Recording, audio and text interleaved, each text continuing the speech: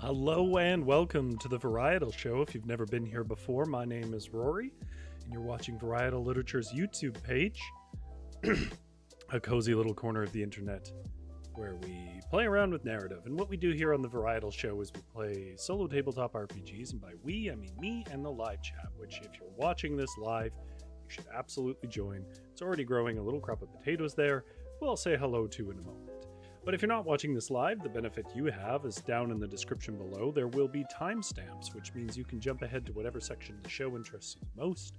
Obviously, we open with explaining how the game works. I'm going to do a little less of that here because this is the fourth or fifth time we've played this game. I think it's the fourth time we've played this game. And there is a playlist on the channel of all the times we played Floating Bookshop. That you can watch through if you're curious. But I will be briefly summarizing how we play again, if only to remind myself, because I was a little busy today and I didn't get as much time to prep as I was hoping. So, you know, if you're not watching live, you may want to skip that. And I will explain the sort of premise for our episode with our little gray fox today in a moment. But let me say hello to my friends in chat. How is my parasocial social group doing? Tammy, got your gallbladder surgery. Well, surgery's not fun, but I'm glad that you were able to get it in a timely fashion. That was the second one, or do you still have your shoulder surgery left? Either way, apparently you'll be sleeping, so maybe you've already fallen asleep. Janera is here. Hello, Janera. Great to see you. And she's excited for the Floating Bookshop. And Jumpstore is here. Good to see you, Jumpstore. Witchery is here. Always good to see Witchery. GS is here. Zombie Wolf is here. Had to grab a brownie real quick. Brownies are good. Do you like fudge brownies or do you like the cakey brownies? We are a floating varietal show, Witchery says. Indeed. Let's get to the game because I need to remind myself of some stuff.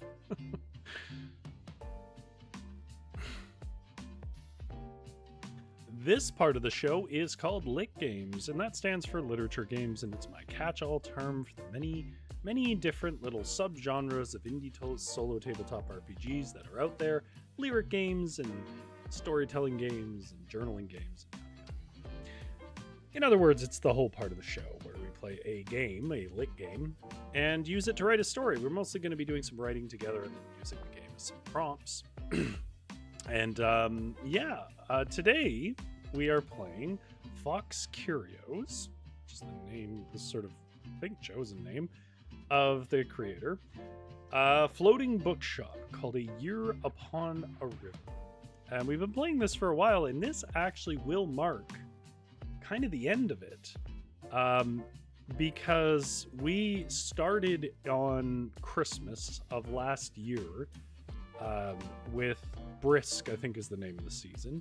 We've now played through Brisk, Brimming, Burn. There's one I'm forgetting. They have 5 seasons in this game. Each of them have very defined traits. It's one of the world building in this is excellent. But as a game, it has a lot of little subsystems, many of which I've not touched on, even in all those playthroughs, because mostly I use it for writing. But the core of it is you pick up cards, and cards give you prompts. Whether it's for the weather or how many customers you get or what kind of customers you get, it's mostly that, with a little bit of dice stuff here and there.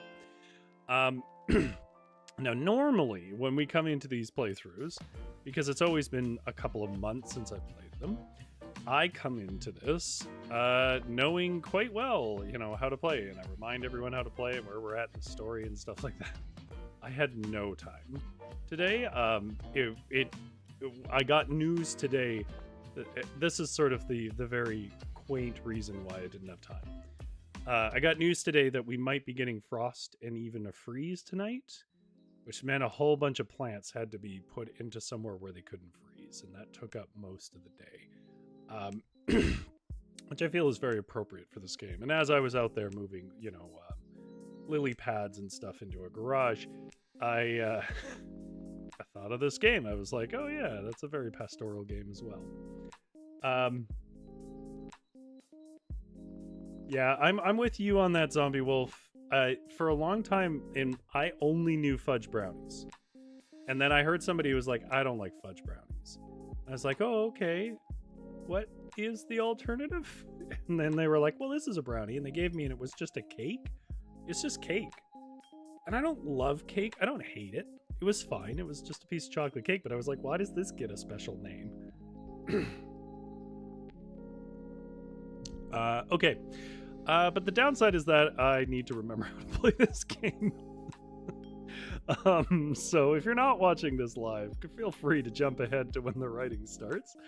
But actually, I did remember that we have some options here, chat. So I'm going to show you some stuff that I've not shown you before, and then collectively, maybe I'll do a poll. It depends on how many options there are, or whatever else, to see what we should actually do today. I will say overall, the premise here is we are going to do a Halloween party.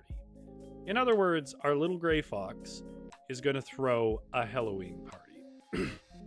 And that's the only restriction I'm putting on what we do. Exactly what that looks like or how we put it together, if we even make it really to the party, where we want to focus, whether we want to focus on the setup or whether we want to sort of paraphrase the setup and get to the characters who come to the party. That's all stuff we can decide together. Witchery says, I like all brownies as long as there's no nuts. I don't really have an opinion one way or another on the nuts. I'm not sure they add much, but it's not like a deal breaker for me. I'm gonna play Running the Shop.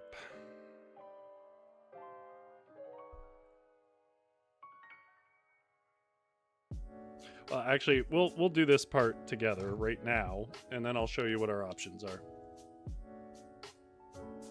Witcher says, the texture of nuts makes me want to puke. I don't know why. You know, I'm not like that with nuts, but there are things that I'm like that with. I don't really like a lot of bone-in meats, because if I'm eating meat and I hit gristle or bone chunks, I should be able to just move past it. But for some reason, it hits me on some really primal level where I'm like, bleh, bleh. I mean, I can do it. I can get past it, but I really hate it. Okay, just beginning the day. I know we have to draw some cards and check the weather. Beginning, draw 2 cards and read from the weather table. We're obviously using our fun little Kirby cards for this. Zombie Wolf says, all of my desserts are from scratch. How do you, what sort of method do you use for your fudge, Zombie Wolf, for the fudge part of that? Because there's a few approaches I've seen. Including surprisingly effective in the microwave? Maybe I was misled.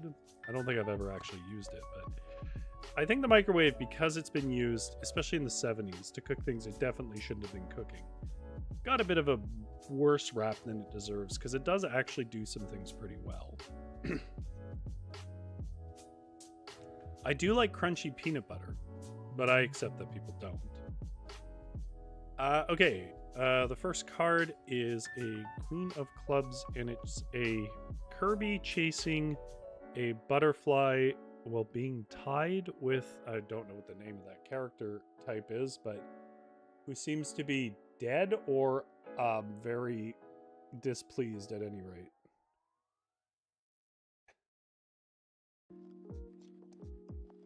It's a bit of an odd picture. And then the second card is, I think we've seen this one before, but what a perfect one for the floating bookshop, is a 10 of spades of Kirby fishing on a little dock under the shade of some trees, and he looks like he's fallen asleep.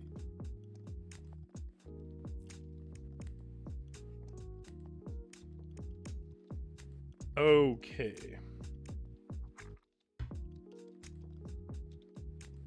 So that'll be our weather. We'll look at the weather table for our season. And then for each result, the weather table has a corresponding customer forecast that tells you how many customers come in that day. Determines how many cards you draw for customer interactions. Okay, that's right. So depending on how busy it is, we draw a certain amount of cards. Okay, that's the gist of it. Then I wanted to show you, where is it? I wanted to show you the list of options we have on how to play this game. Because we've mostly just opened the shop and then, or traveled. We did do some fishing in one of them. 28. There it is. Yeah, this is where you come in, chat.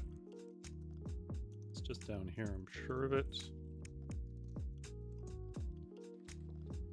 There we go. Found it. Jump Store says, well, now I want brownies. I mean, the good news is you can usually find them for sale not too far. Bad news is you would have to go outside. And I think all of us can agree we don't want to do that. Pesto is quite pungent, I'll say that, Gias. I do like pesto. I once made pesto out of garlic scapes, which is sort of the greenery of the garlic. And I guess I should have tasted the scapes before I did it. I don't think it was bad in any way. But for some reason, I just assumed the scapes would have a much more subtle garlic flavor than actual cloves of garlic. And I think maybe they actually have more garlic flavor, because by the time I was done that pesto, mixed it together, it was good. But as a person who loves garlic, it might have been too much garlic. Okay, on any given day, you can choose to do one or more of the following. Travel up or downstream. We won't be doing that. Because we're going to start sort of moored somewhere. Open your shop and sell books. I don't know. I might preclude that because, well, we could say that's part of the point of the Halloween party. Cook a meal and share it with a friend, which is something we've never done. Explore a town and stock up on supplies, which I think is also something we've never done. Not specifically anyways. Join in some holiday festivities we have done, or go fishing, or simply sit in your raft and watch the scenery. Now, we have done fishing. So what I'm going to do is I'm going to go into the poll section of the stream. So in a moment, there will be a poll that comes up in the chat. And it's going to ask you whether you want, keeping in mind that the bare structure of this game is that our little gray fox wants to have some sort of Halloween party. Whether he wants to open his shop and sell books, explore town and stock up on supplies, cook a meal and share it with a friend. Those are the three I'm going to restrict us to. So give me a second to make that. I wish you could prep. I wish you could prep these things ahead of time, but they don't let you do it. At least I've not found a way to do it.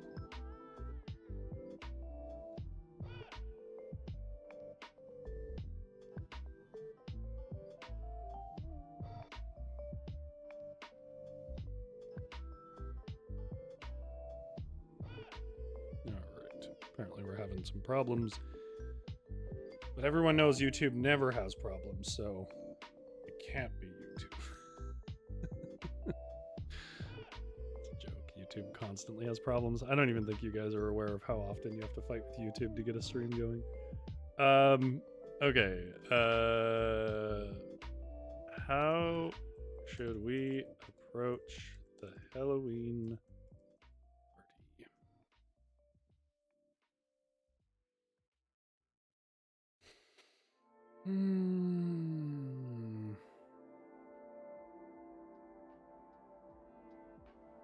Open the shop. Cook a meal.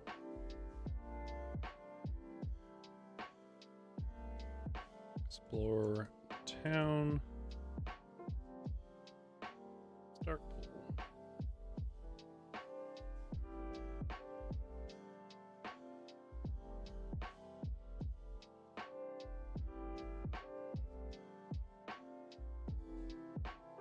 Go. So, like, for example, if we choose to cook a meal, cooking a meal will require us to go to a recipe, and it may ultimately link us into doing some other stuff that's on this list anyways, but it's kind of like, where should we start? You could say we're cooking a meal for example, the whole Halloween party. Or maybe we open our shop and we set up some books, and then we could spend the game sort of writing about how we decorate and the curious characters that come in. Or we could go into town. Maybe he wants to get some supplies together for the party that night, and so we'll sort of focus in on him wandering around one of the towns, which I'll show you our options and we'll pick one, so on and so forth. This is really a question about where should we start? What mechanic should we engage with that we haven't quite engaged with in this game before? And there.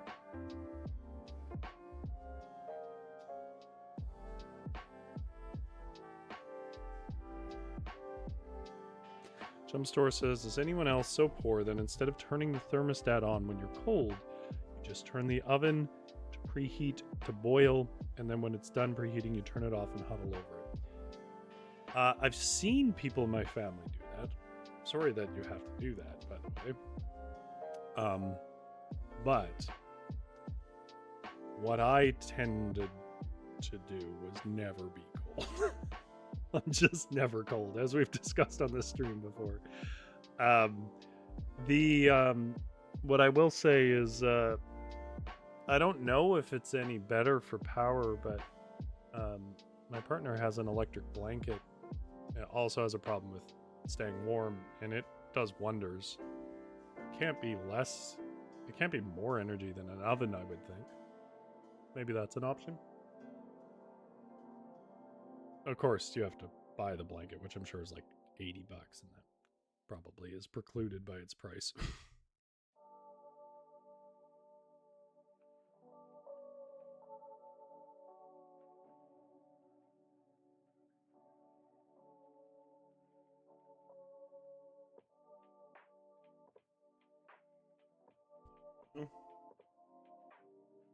Just giving people a little more time with the voting, and then we'll move on.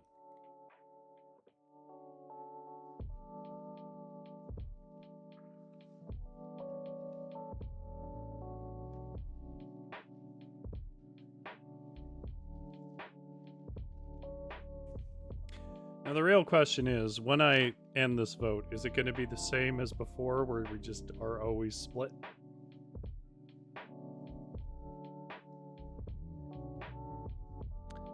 Jumpstore says, my mom said it's dangerous to keep the oven on with the door open, though I'm sure it's not an issue with my oven, but just in case I turn it off, I might as well give her peace of mind. It is actually a bit dangerous. I once accidentally... I mean, there's lots of, like, safety mechanisms between you and this sort of event, but I once forgot to turn off a broiler on an oven, went out shopping for, I think, like 2 or 3 hours, and came back, and the broiler had melted itself. The element, it was very weird. It was triggering to my trypophobia, as it just looked like it had a bunch of pustules had popped along it, and it was full of holes. And I imagine under the right circumstances. Kira says, I tried to help Roy, but I think it made it worse. Oh no. I'm afraid. I can't see the results right now, but I'm a little afraid to click it.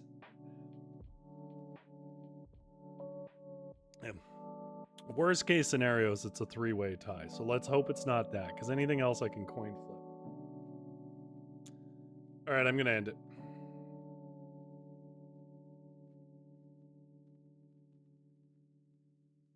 It's a 3-way tie. How is it a 3-way tie?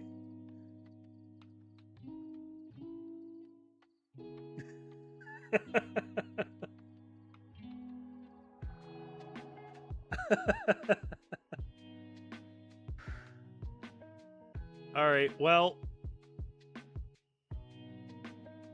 let's do Explore Town, because Explore Town still leaves room, if we have enough time in the stream. Explore Town still leaves enough room that we could come back and cook a meal and open our shop. Like, we could do it all. Maybe. But Explore Town is a mechanic we haven't really done, so let's do that. That is on page 152. Witchery says we remain but a useless distraction. I mean, you guys, this would... I've tried to play these games just on my own, and sometimes I can get into it, but it's much easier when there's people around.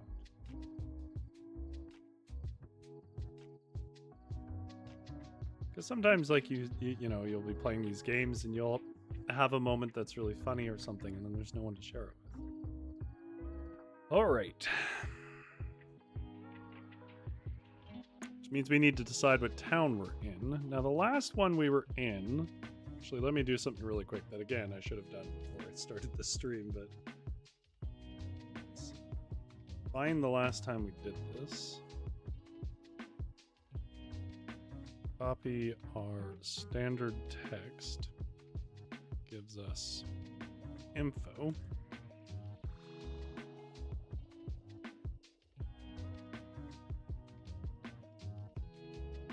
Back to the top. And season is Brink.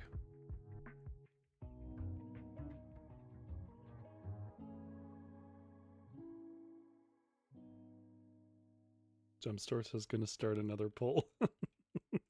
Here, I got another poll to start.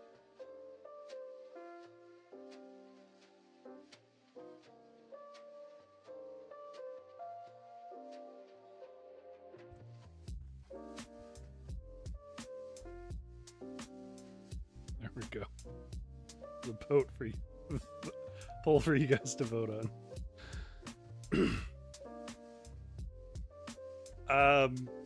Okay.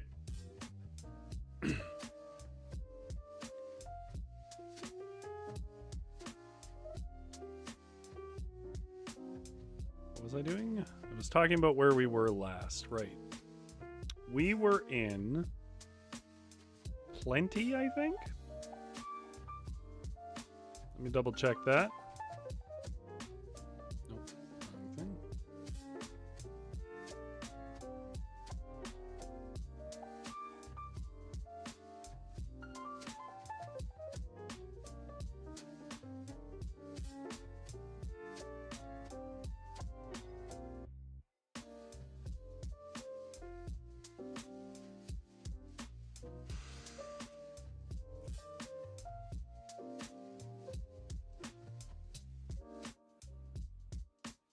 There it is.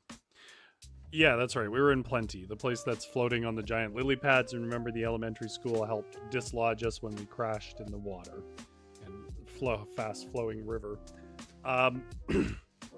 So that means we have the choice of going up or downstream. There's only one place downstream, which is Port Imes. But there's plenty more upstream if we wanted to turn around and go back upstream. So hopefully this map is showing up all right for folks. There's Plenty there.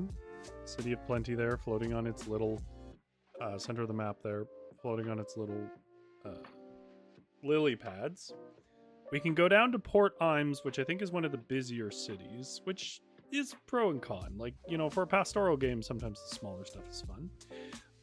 And then up here, there's a few we've been to, but lots we haven't. So we started, I believe, in Thistledown, went to Roost, and maybe Mersey?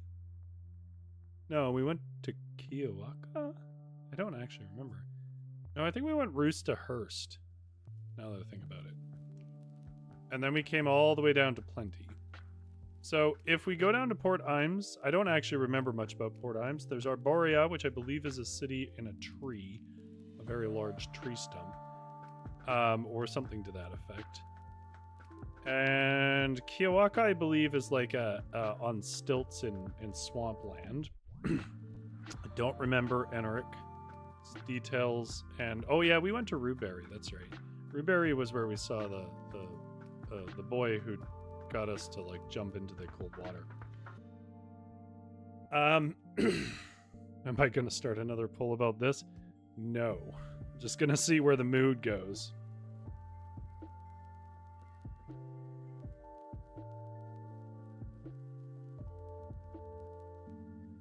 Yeah, that's right, GS. I just was seeing if we could get a poll that didn't have a tie, and it looks like we could. In the inquiry of yes or no, 80% of you said yes. So yes, it is.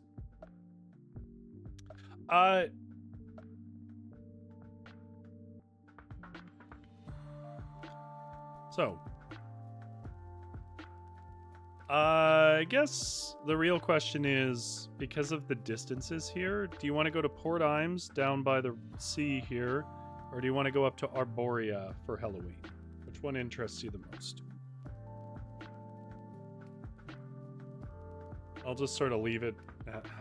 It's going to have to be a poll, isn't it? All right. Well, if in nothing else, it'll be funny. I'll start a poll.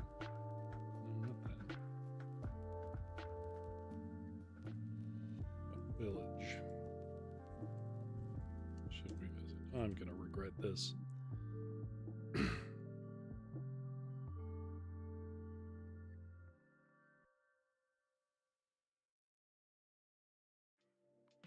Port Imes.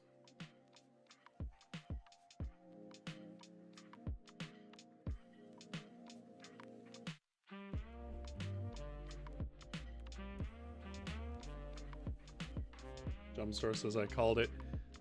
I don't really know a better way to make this decision. Well, you guys click on that. Let's take a look at our two options.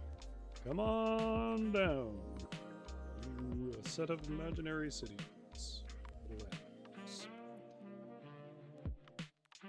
We have Arborea, an old giant tree severely damaged in a violent brimming storm, stands hollow on a meander in the river. Inside it can be found a sprawling town. Buildings sit in tiers along the walls and cover the floor of the tree. Or we can go to Port Imes. Port Imes is the town closest to the river mouth. Port Imes receives all the boats with goods from the Great Sea and beyond. It is a bustling trade center that processes many shipments of spices, teas, vegetables, and cloth on the daily. Boats leaving the port take goods further upriver and head back to the Great Sea. You'll hear many different languages spoken in the loud chatter of the crowds as they wander. In the town can be found goods that are sold nowhere else on the river.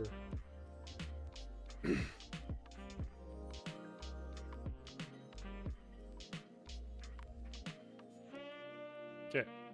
Can't believe we're already at 30 minutes. I'm going to end the poll before it can become anything else. Yay, we made a decision. Okay, Arborea it is. I figured Arborea is probably more of our big bustling cities. Doesn't seem like that. Okay.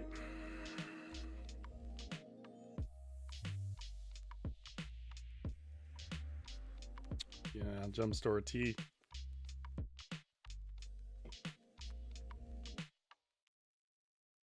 Well, nothing for it but to check the weather.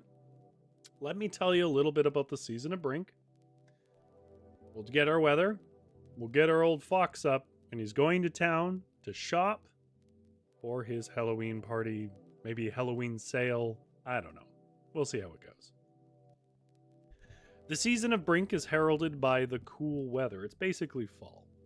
In other words, you're on the brink of everything freezing. A relief after the heat. As the weather begins to cool, nights on the river become frosty. The trees and bushes turn orange and lose their leaves, blanketing the water in red. Skim ice can be found toward the end of the season, signaling the coming freeze. Salmon make their way up the river, bringing stories and songs from the Great Sea and beyond, which is such a cool feature. And where was I? Animal folk who had come to the river for the warmer seasons begin to pack their bags and head off in search of hotter climates. The weeping trees drop their teardrop leaves into the water at this time, giving Brink the nickname the Weeping Season. There's our little turtle at the lake shore there. So on the first, this is our calendar. On the first day, the salmon run begins. So that'll be cool. And then it tells us that the sunset begins setting at 6 p.m. around the 6th of the month. There's only 20 days a month here. And then the glooming occurs for 4 days, which we'll have to look at what that is. Brink is a holiday here where... Oh, Brink moon, so it's a full moon. And last chance for restocking until bloom. Right.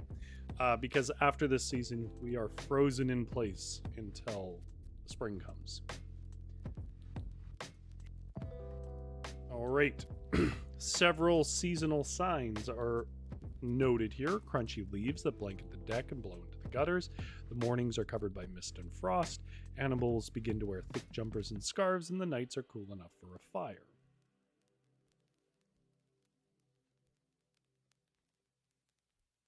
Oh, cool. Something that haunts the river this season. I don't think I've ever really engaged with this. A giant catfish lurks in the deepest waters. A shadowy spirit comes out after sunset and tricks travelers into the water. Well, that's just standard folklore. That's a will-o-wisp. A mysterious voice singing whispering can be heard mostly after dark. Animal folk report they hear it up and down the river, but only for a minute at a time. Those are ideas. And then it tells us about the weather. Now, we had already drawn our weather cards. At the beginning of each day, draw one card. This represents the weather. Draw another card. This represents the duration of that weather. So the first thing we drew was a Queen of Clubs, and the second one was a Ten of Spades. I think that card represents the weather for the part of the day not covered by the first. Okay.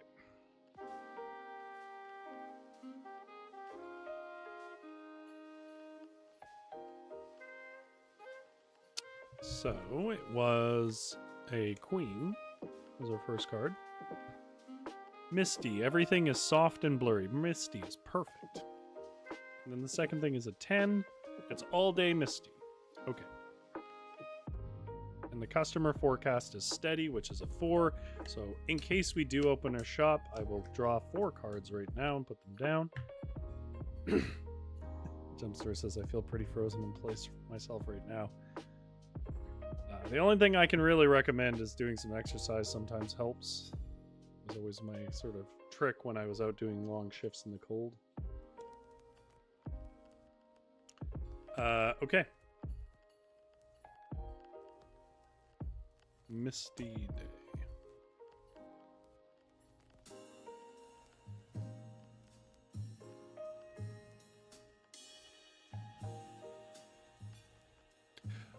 Zombie Wolf says, I forgot to mention this Tuesday, but why is GS could post shits repeatedly, but I couldn't post the word cardiovascular next to the word disease for one of my random trivias? Because it's not screening just for bad language or something. In fact, that's not even really what it focuses on. You can usually get away with swearing in the chat, because I don't really ask it to not. What it's looking for is usual markers of spam. It's trying to stop spam. And obviously, because cardiovascular disease is the most common way that people die in the world, or on the whole, I don't know if that's changed, but that was the case for a long time.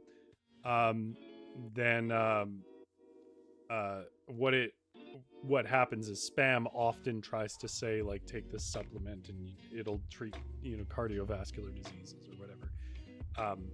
So it's trying to screen for spam, and it is not great at it. I'll be the first to admit that, but that's why. It's not really about foul language.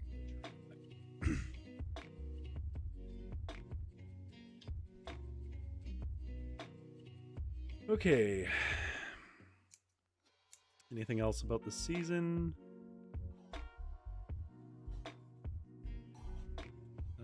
Well, I will roll our D20.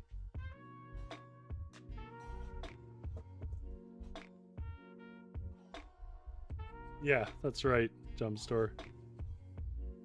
These videos, by the way, these Halloween videos, all month, I've been doing the worst that any has ever done any season of Halloween, and I think that's why. I think that the algorithm is being particularly mean about anything questionable.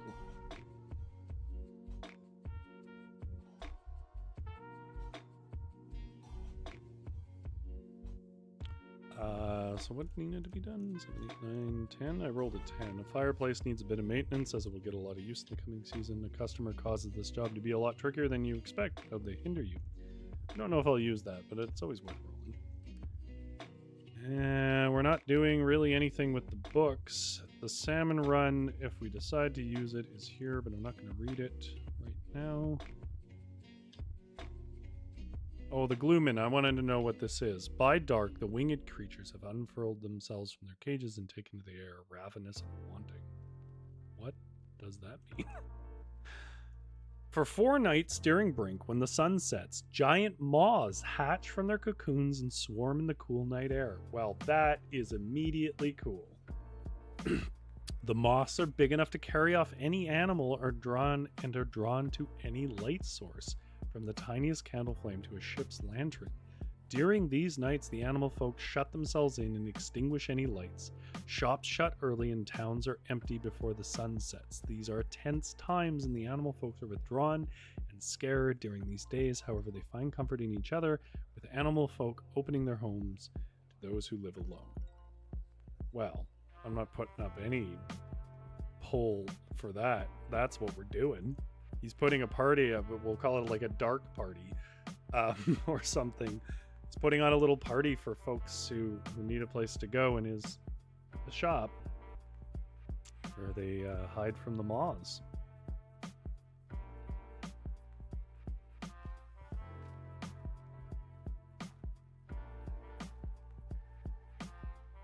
Zombie Wolf says, I think you're right, where I've seen YouTubers used to swear like sailors, suddenly censoring themselves, or at least for a certain amount of time in the video. That's true. But also, you know, whatever. At this point, YouTube has never really been very friendly to me. Its algorithm, why should I make a worse show just to please it? Okay. Well, that's the coolest thing this game has given me so far. So we're in Arborea. Well, that adds a bit of tension because we need to get back before dark.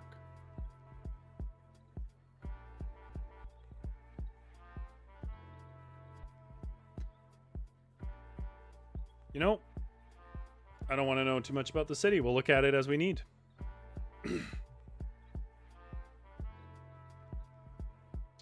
Our fox was named Lou. Lou startled awake with a sharp snort and tumbled from his bed.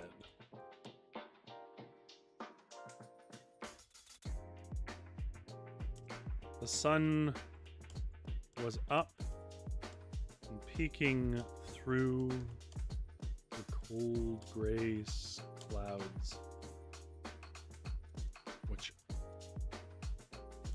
which could only mean he had slept in.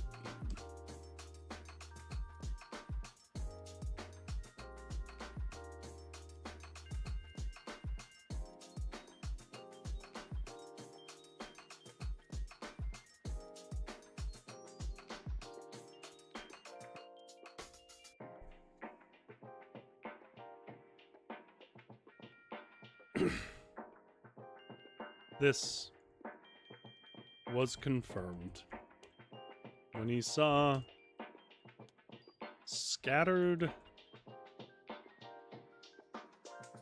about the worn plank.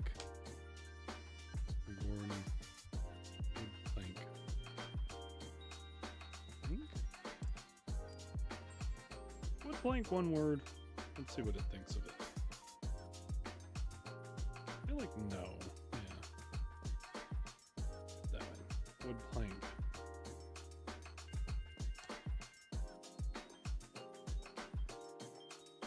Was silver and brass gears for his shattered old alarm clock. Apparently, in the night, probably in the throes of a nightmare about the coming moths,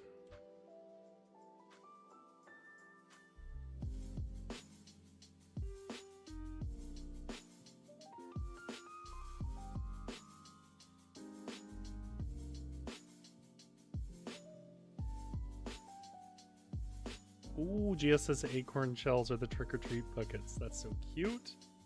Could the spider webs be at our party? Maybe the spiders come and weave webs so that there's more places for people to sleep in his shop so that they don't have to be out in the glooming.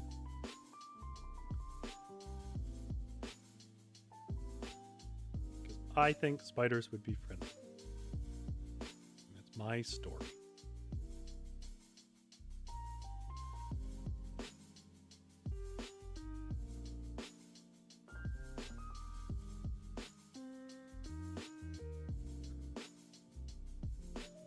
Poor old gray fox. Head kicked. It's aged. Alarm clock onto the floor.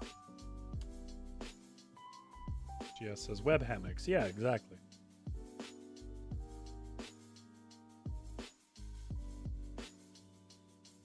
Jumpstore says, I love spiders. Witcher says, definitely not Ungoliant's children then. I mean, to be fair, they're not actually spiders. I wouldn't say I love spiders. I'm actually kind of afraid of spiders, but I don't. To take a line that I'm sure I've repeated before, but that I saw on some social media at some point. I don't believe I should kill something just because it scares me. So I just put them outside or somewhere out of sight anyways. Because for the most part, they don't really do anything to me. The poor old gray fox, he kicked his aged alarm clock.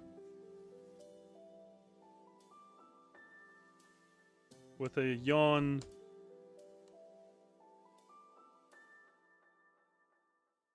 with a mournful look, Lou scooped up the remnants of his mechanical clock and said, "Oh, dear friend, but we may never be parted.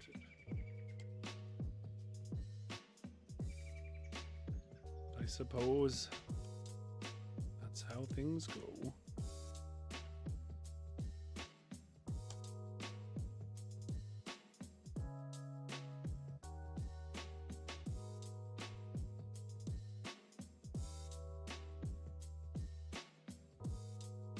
This conversation to himself was interrupted by a wide yawn. His long snout.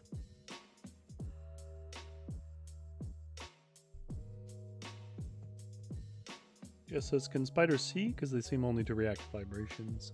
I mean, they have eyes. I assume they must see something. Maybe they don't see great. Jumpstart says, it's okay, we're either scared of you too. Unless they're Brazilian wandering spiders, which apparently will chase you.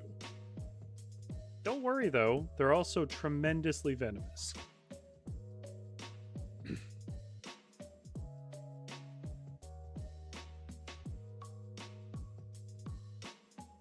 That's a good thought, GS. What is Lou's costume? I'll keep trying to get us to the town. I'm going to try and be a little more efficient with my writing. We kind of know who he is. We kind of know what it looks like in his shop. So I'm not going to dwell too much there. I'm going to try and move us forward. Put some momentum in this story. Because I feel like there's a lot of scenes that ideally we'll get through. Waking up. Establishing the time frame. Which is, he's got to be back before night. Going to town. Seeing some shops. Or whatever we choose. And then meeting some guests at his place and ending at night. I don't know if we'll get all that done. That's a lot to get done in an hour. But we'll see. GS says, shush, Rory. Oh, the Brazilian wandering spider. Yeah. Everything you think about most spiders isn't true. except for if you're talking about Brazilian wandering spiders. Like most dangerous spiders, I mean, obviously witchery excluded, being down in Australia, most spiders that we are scared of are very skittish and rarely seen in domestic areas, and for the most part never really attack humans. That's not true of Brazilian wandering spiders, but it's generally true. For the most part, they stay in their own biome. Brazilian wandering spiders love hiding in bananas, which get imported obviously rather quickly, quick enough that they're usually alive if they get stuck in the bananas here, and absolutely made it here that way. Don't look them up. They're huge. They're scary. They're deadly.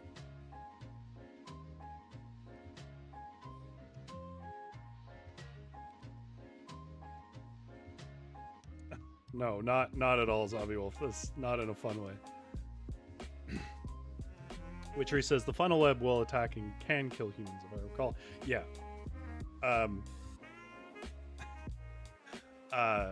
Again, though, like funnel webs, for the most part, like to stay to their webs. Brazilian wandering spiders don't really have that because they're a wandering spider. They just wander around, and they're fast. Anyways, happy Halloween.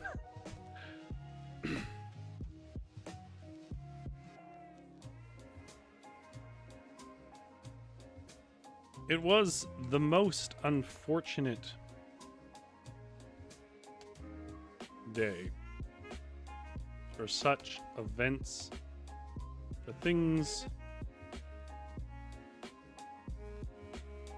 to awaken so late. Lou was hosting a Glooming party that night, but lacked almost any supplies to do so.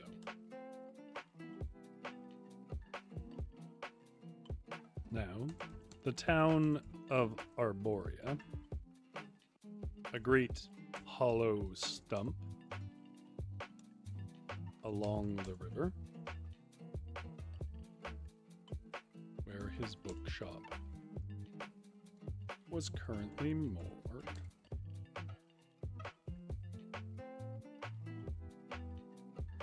Witchery says Sydney funnel webs don't just stay in their webs. I think that's the one I was thinking of, actually, where the one I was saying exception to witchery, because as I recall, especially around Sydney, apparently, I remember, as any weird person does when you're afraid of something, you look too much into it. Those are like the closest to a real threat, because there's lots of things in Australia that we make a lot of hay about the world over, but for the most part they're things that are not really very common to see, as I understand it. I mean, I'm not from Australia, I'm not really explaining this for your purpose, but some things are, and I think funnel webs were one of them. Like, we make a big deal out of the very large spiders, I forget their names, but the ones that can attack birds if they so desire.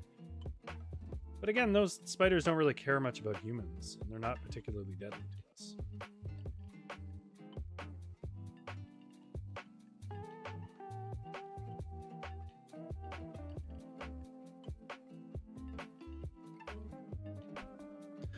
A great hollow stump along the river where his bookshop was currently moored. Shirley had all the supplies he needed, but time was not on the old fox's side. For a Glooming party was thrown, as much for charity as much for charity as it was for fun. See, during the season of Brink,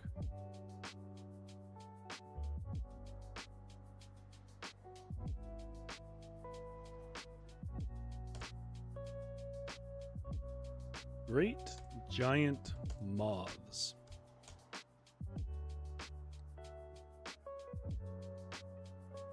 Are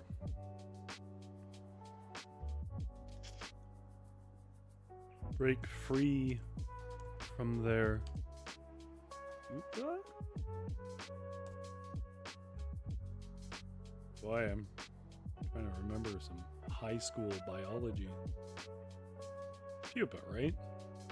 Or am I completely off the mark?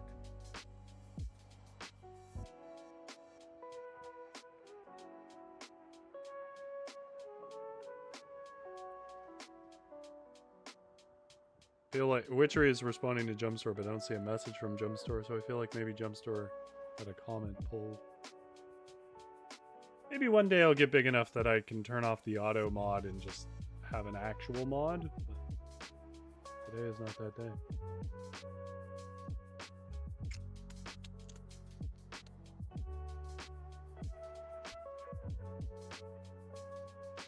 And for 4 nights, blot the sky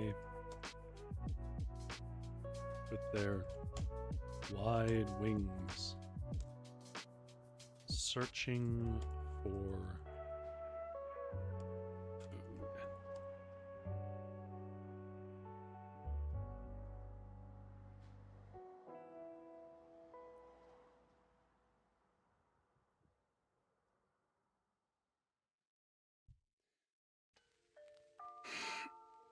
Ugh. I think things like snakes are a little more concerning than anything else, only because the main reason why any animal tends to attack a human, the exception of certain things like jaguars and stuff, is you startle them. And snakes, because they're so disguised and they hide in weird little places, it's really easy to startle them, and it's pretty much impossible to react. So they tend to be out in the middle of nowhere, so it's hard to get to an anti-venom soon enough.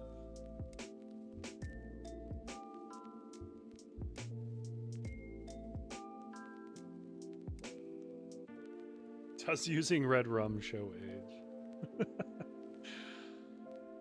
The sky with their wide wings searching for food. Witchery says, we have excellent anti-venom. Practically no one dies to snakes. That's good to hear. I think on the whole that's gotten better the world over. But I don't know. The only real snakes we have here of any concern are rattlesnakes. And it's only in a very particular area. Nowhere near me.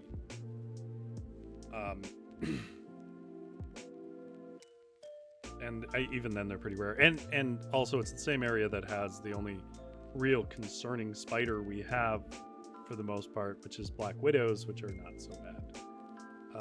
They're scary, but they're not terrible. We do occasionally have very rare instances of brown recluse spiders, which is what originally gave me a fear of spiders, was reading a story about it in Reader's Digest. Yeah.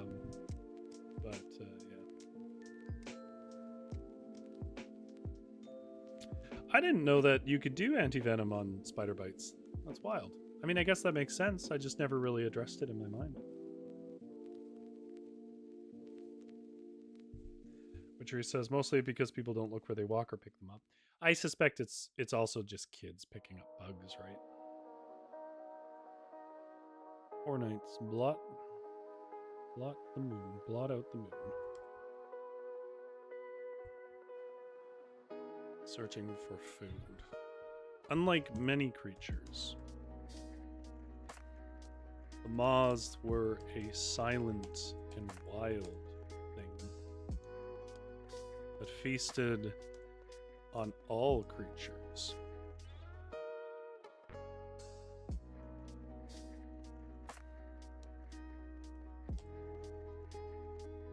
The only solution was to hide in your huts.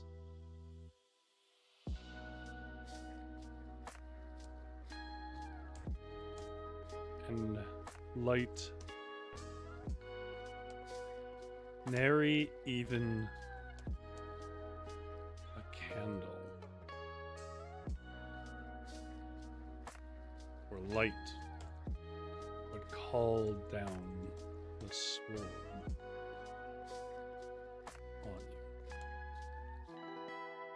So, yes, the Glooming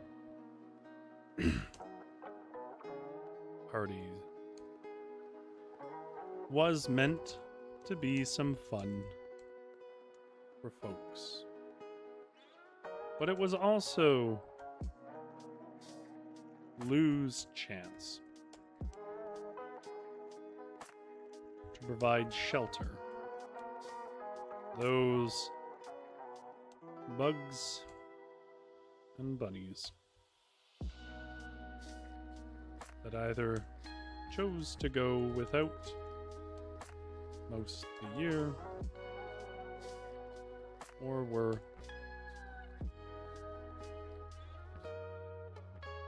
deprived of them by circumstance. In other words, it was a dark sleepover and a chance to read spooky books to each other.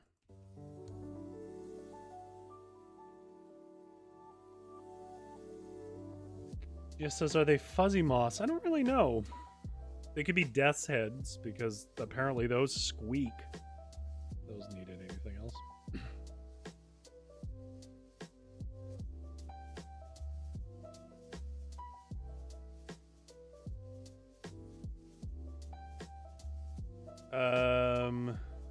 Oh, we're talking about blue ring. I was talking about spiders, Witchery, not the octopus. Yeah, I mean, of course. Because, like, if you, for example, if you lived in Vancouver and you went down to the coast, there's nothing there. You know, you don't pick it up for, like, conservation reasons, but there's nothing there we have to give a warning about, right? Like, you can pick up whatever you find. If you find, like, an octopus, you probably feel bad and want to put it in there. It's completely foreign to us, the idea that, you know, one of the deadliest things on the planet is an octopus.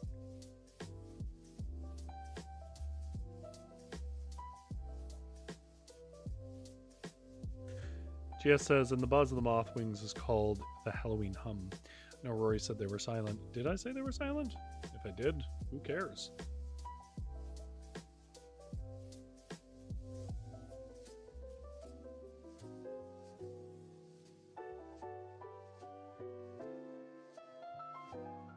But that meant that the poor old bones of the late rising fox had to get moving so that all his guests, whoever they may be, would be indoors for the sun set.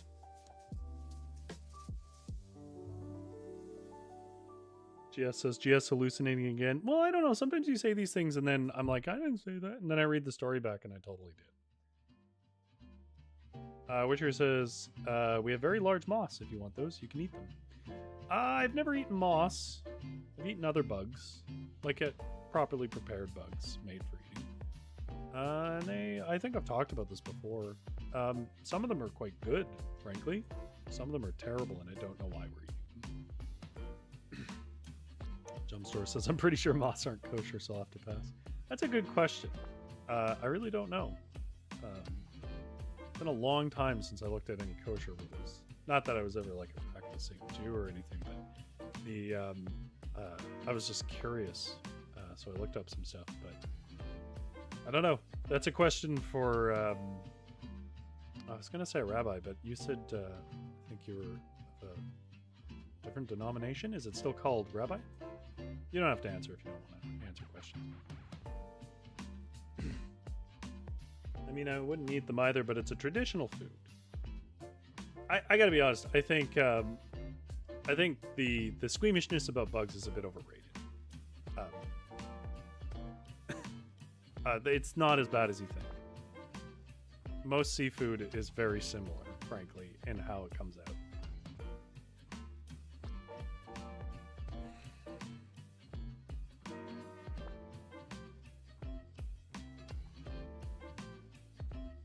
With a furious...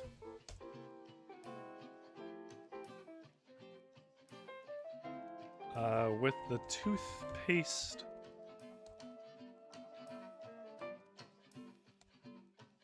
still foaming in his mouth, Lou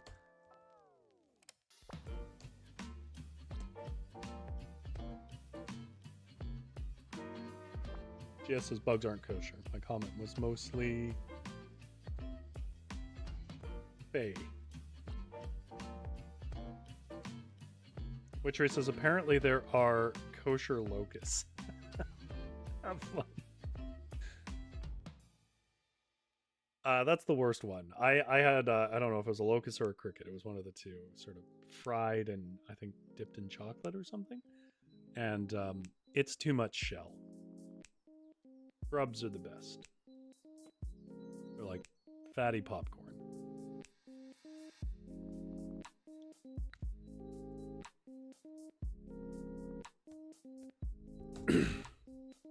Lou swung open his shop door.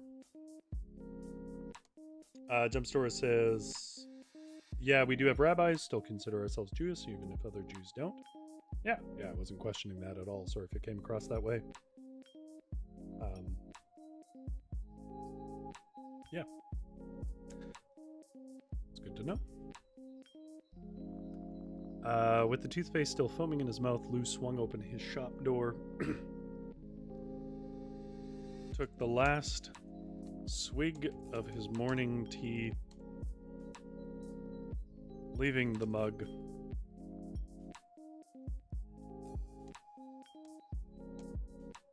on the shelf nearest the door, and swishing the minty foam between his cheeks before spitting into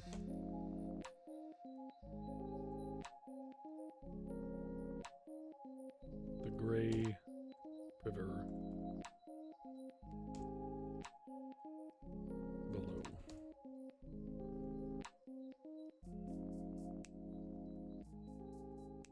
Yeah, I was waiting for that. I was like, you guys are going to use the vegetarian thing, which fair enough. Obviously, it's a creature. But I was like, there's got to be an out somewhere, and that's the obvious one. GS says we need a Lou costume poll. Sure, give me some ideas, and I'll put it up in the poll.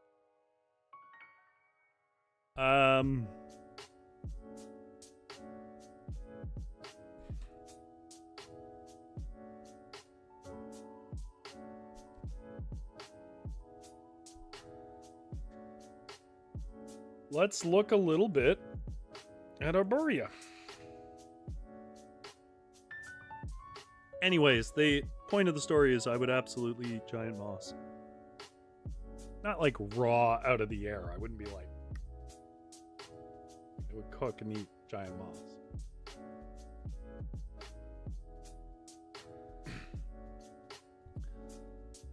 So it's an old giant tree, and inside can be found a sprawling town. Buildings sit in tiers along the walls and cover the floor of the tree. The sunlight streams... Well, there's not going to be much sunlight at this season, but through the gap at the top of the trunk and sends dappled light over the town. Protected by the thick bark, this town is always warmer than it is outside. That's nice. Makes it a cozy refuge during brisk. Surrounding Arborea is a lush forest of wattle, bottlebrush, and myrtle. The bee folk that make up a large part... Oh, cool. It's mostly bees. A large part of the town's population make delicious honey and sweet nectars that are renowned river-wide.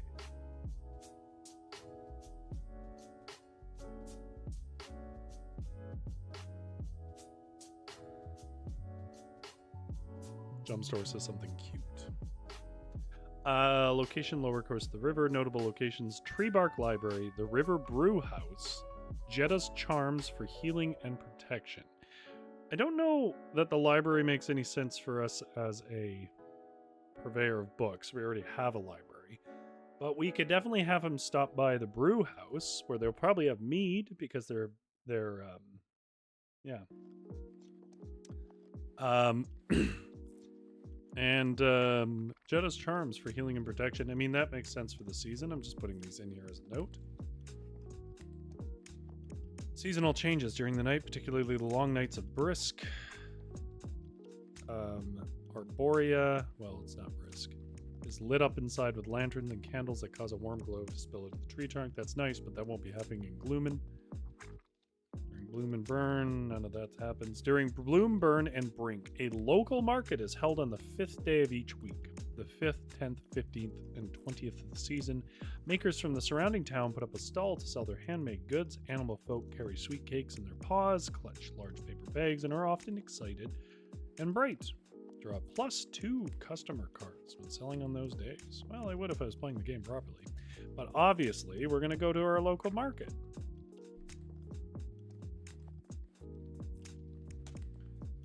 Local market of animal folk.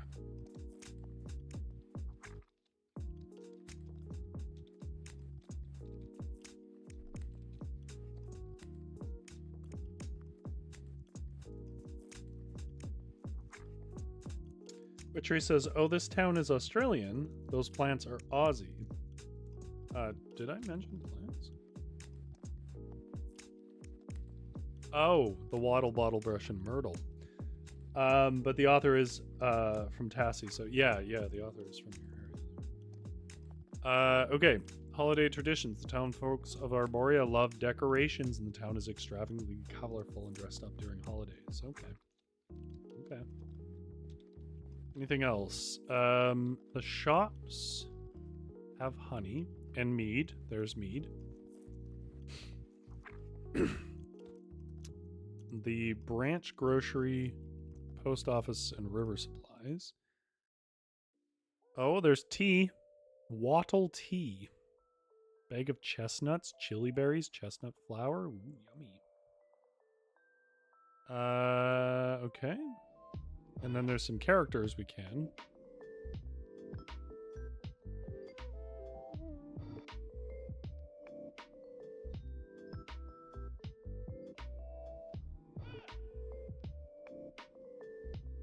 And they have some special books. Okay. Well, folks, I think it's time for another pull.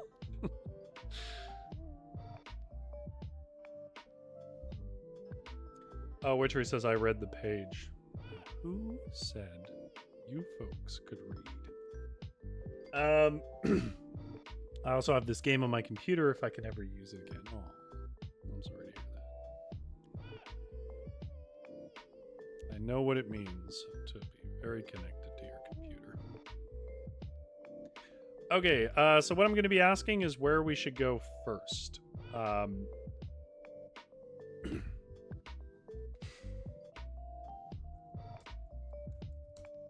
I'm not going to worry too much about money right now, but there is a whole mechanic about tracking money and selling books and stuff. It's fun if you're not in this kind of setting, where you're trying to keep pace up. The first one is Honey Darling, which is a place that just sells honey, but also mead. But I think that's also... There's also the River Brew House. I think we're not going to have enough space, so I'll just pick a few. We won't go to the brew house first. Honey Darling, Branch Grocery.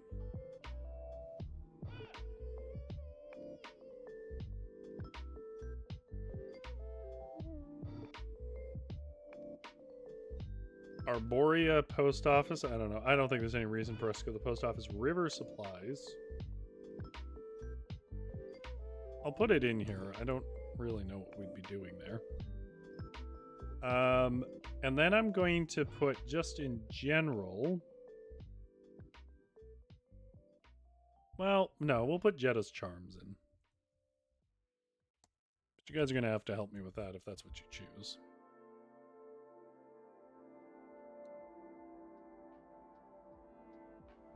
Keep in mind your recommendations for the costume, because obviously I can't...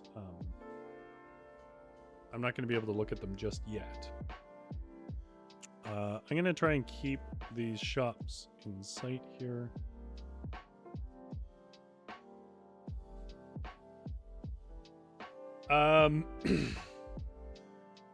Jetta's charms apparently are like protective things.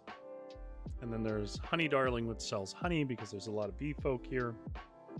There's a grocery store, river supplies.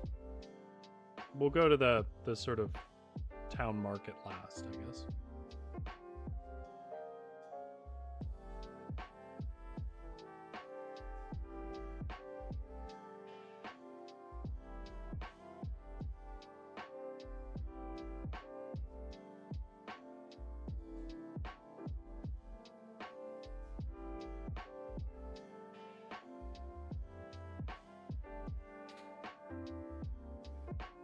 I should start, like, a poll about the poll, whether the poll is going to be a tie.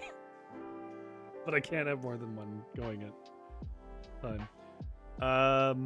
Zombie Wolf says, sorry, any thoughts on Tuesday's stream? I have lots of thoughts, but I've made no decisions. Totally accept whatever you pick, but remember I might not make it to Thursday. Tuesday could be my last stream, but no pressure. You know, I'll be completely frank. It really just comes down to if I feel like I can bring something to it, right? Like, it's even really particular stuff like, is there a diverse set of voices that come to my mind, or am I going to just sound like the same Englishman talking to himself the whole time, right? Like, it's a weird... That's why I'm so hesitant to take suggestions, because not accepting a suggestion is inevitably going to feel like rejection of either your taste or you as a person or whatever. But there is so much more like esoteric and hard to describe reasons that discern what I go with. One of the reasons I went with Carmilla last year was because I realized I'd read a bunch of weeks of vampire lore that happened to match up really well with the Carmilla story. And so I was like, oh, this is interesting because it's like pre-Dracula and it fits more with all this folklore I went through with the month. So I still haven't read them. I've been that kind of tired that's hard to shake. That's hard to explain. It sounds like Rory's prepping to let me down gently. I don't think you need to be let down gently, Zombie Wolf. You seem like you could take it. Maybe I'm wrong. Maybe you're weeping. All right. I don't even want to look. Are we tied? Should I leave the poll up?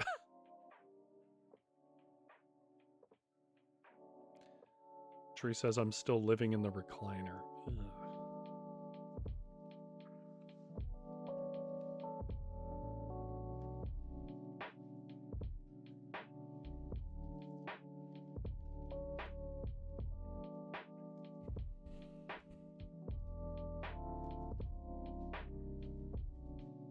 Okay, I guess I'm going to try ending it and hope that we aren't tied.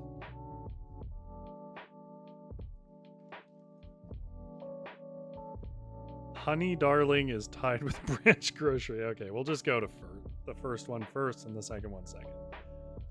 Who should run Honey Darling? Obviously Bee Folk. But if you guys have any like name or feature you think might be going, I feel like it should be like a boisterous, overdressed kind of woman. Like bees are very like fluffy, right? And if she has all the honey, I feel like she's kind of a queen, right?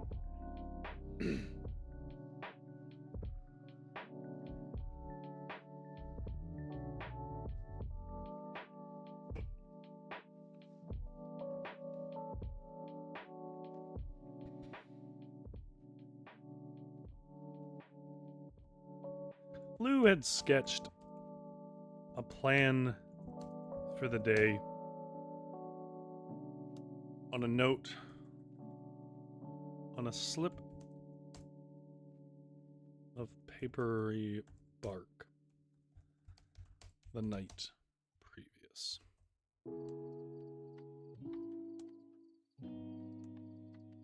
As he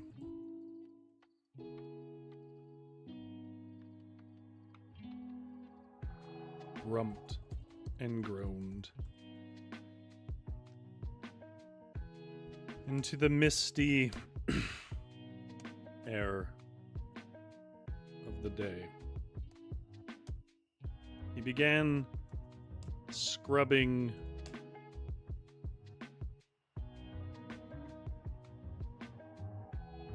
items from the list that he knew he could not complete. The first to go was all the sweeping and dusting of his shop.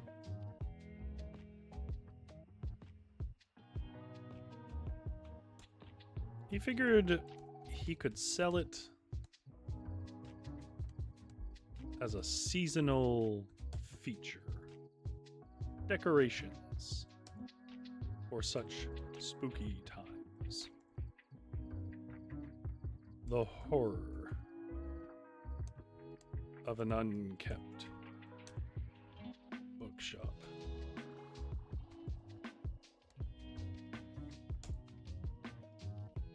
He muttered to himself for a joke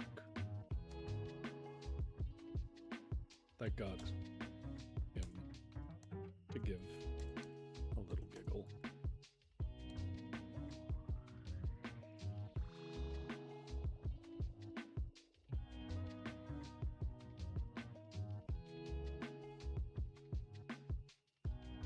Witchery says I have to go early. It's carpet ripping time. So sorry. First off, very sorry to see you go, and I'm really glad that you were here, though. Second of all, am I supposed to know what that means? Did you tell me about this? Or is this just a thing that happens in Australia? Just every once a season, we just tear some carpet.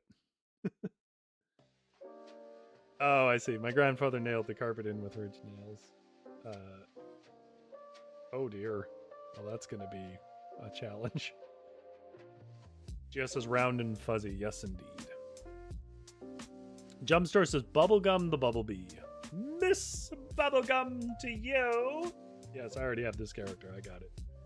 I don't think we're going to get to the party, unfortunately, unless I really just have a streak of brilliance and get through a lot of stuff.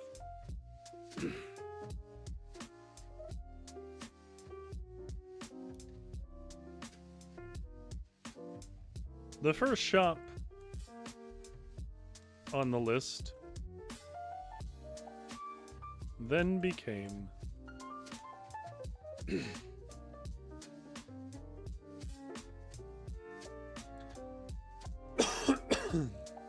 what was the name of this thing? Honey Darling.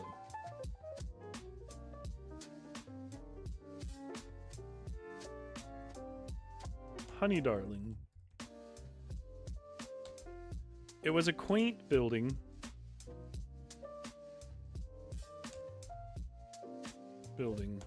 made of an oak frame and wrapped in a stiff canvas that was formed to resemble a large beehive.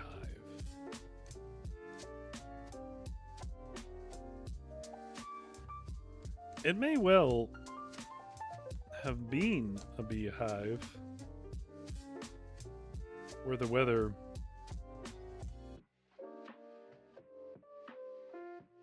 in this area less prone, more temperate and dry.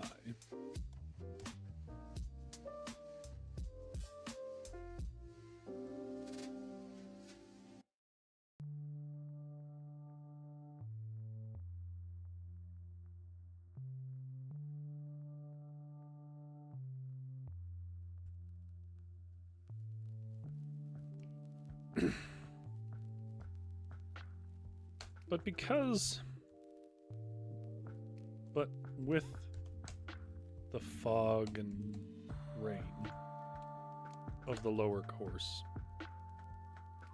such a thing would dissolve every few weeks. It may well have been such, of course, because the town was one founded and run by bee folk. Indeed, if the well-fought remnants of bright flowers in this gray season didn't speak to such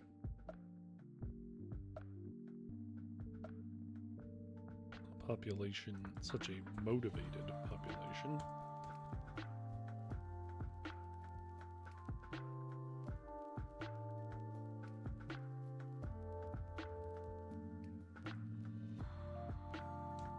then the abundance of their honey products in town would.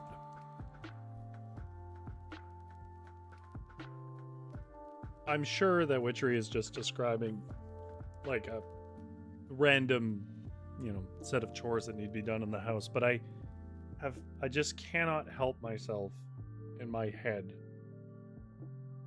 creating some sort of fan fiction where in Australia, just for fun, you invite the friends over, crack some beers, and tear the carpet.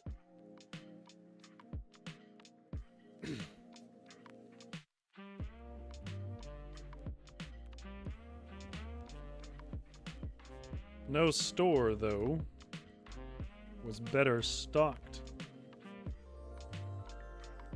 than this oddly shaped.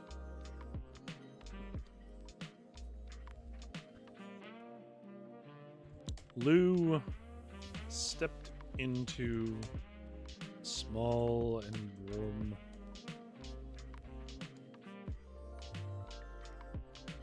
little hive with curving shelves, amber jars wrapping with every wall. Against every wall?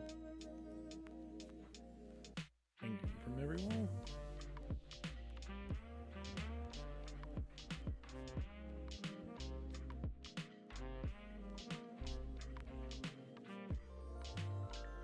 And was immediately greeted by the boisterous and downright operatic enunciations of the shop's purveyor, Madame Bubblegum.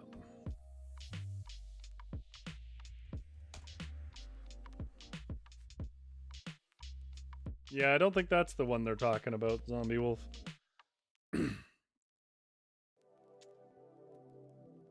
What should Madame Bubblegum be wearing?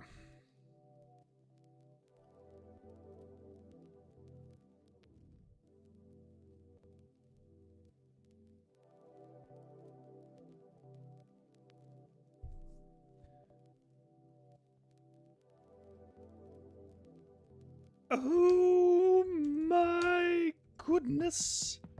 Is that the handsome old fox that I've heard took on A strange old bookshop in our moor? Why, it is a pleasure to see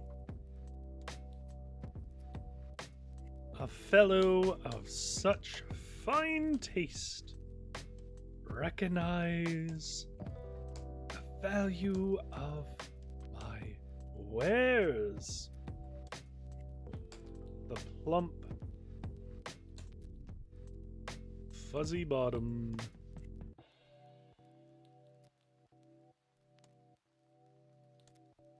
the waggled from behind her counter and pulled Lou in.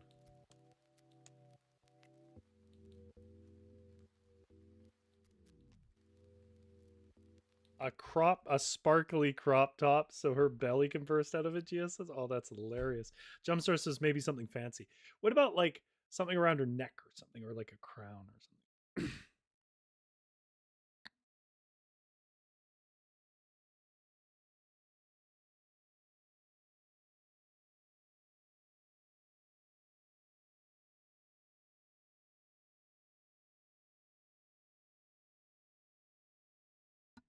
For some reason, my Google Home has started playing music. Give me a second.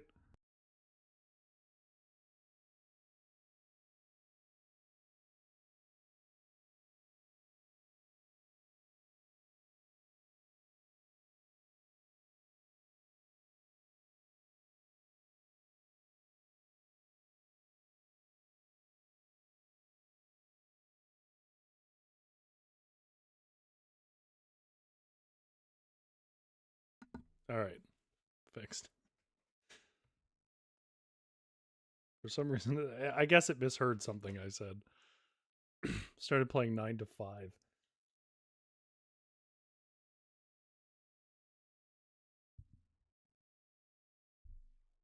Maybe a ruffle collar that's like stiffened with beeswax. The AI uprising has begun. The plum fuzzy, the fuzzy bottomed bee waggled from behind her counter and pulled Lou in. Or in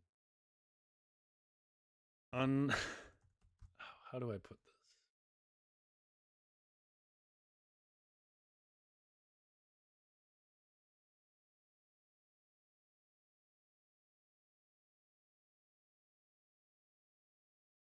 Oh, my music stopped.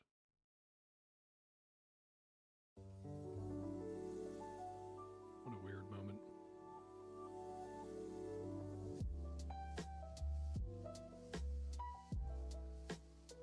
Yeah, 9 to 5 is her theme song. Good point.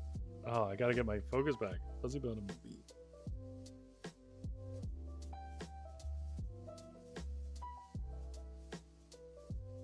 I know. For a presumptuous hug.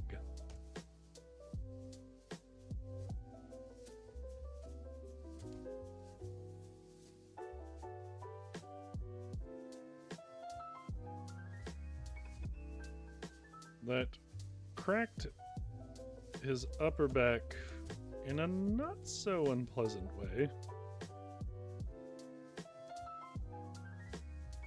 but left his fine sweater stuck with the yellow stains of pollen.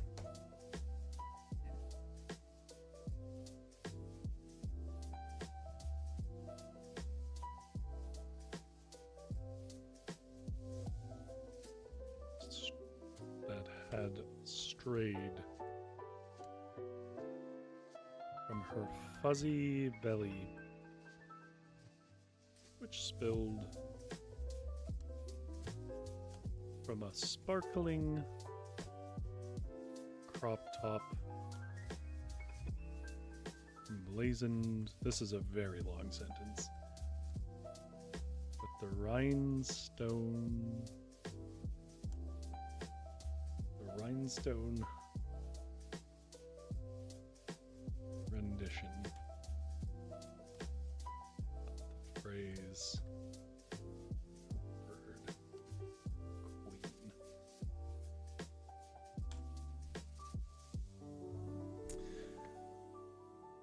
Fuzzy Bottom B waggled from behind her counter and pulled Lou in for a presumptuous hug. Let's break that up with a tight squeeze.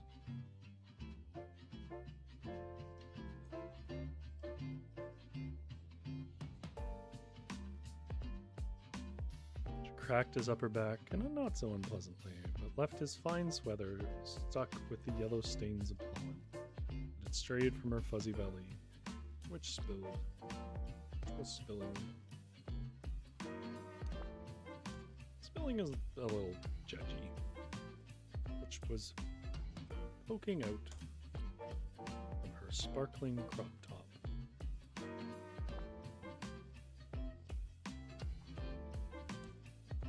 As she leaned back,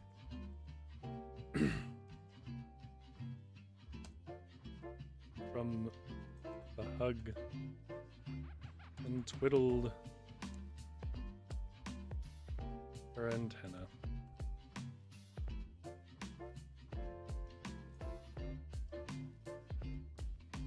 He noticed the top was emblazoned. Rhinestone rendition of the word queen. Zombie Wolf says a run-on sentence. Rory, you should know better. I don't actually think it was a run-on sentence. I just think it wasn't. It could be clearer if it was split up.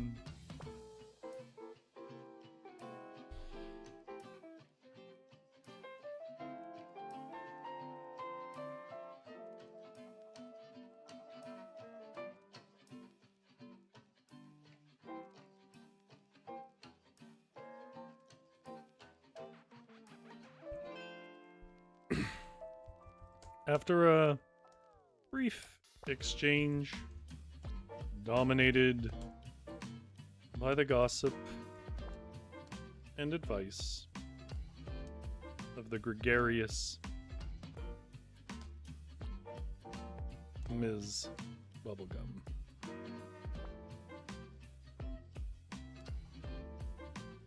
Lou decided to buy a pot. Jumpstore says, I just thought of this, but these bee people aren't normal bee-sized, are they? It's unclear exactly how the size differentials work in here.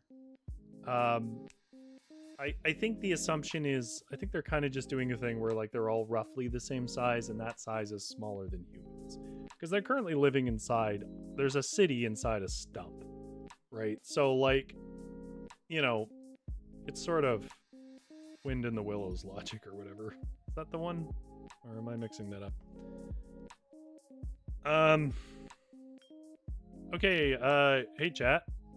We should buy some mead, obviously. It's not a party without mead. But should we buy wattle honey, lemon honey, or myrtle honey? Unfortunately, he doesn't have enough money to buy all three. Which one do you think he should buy for the party?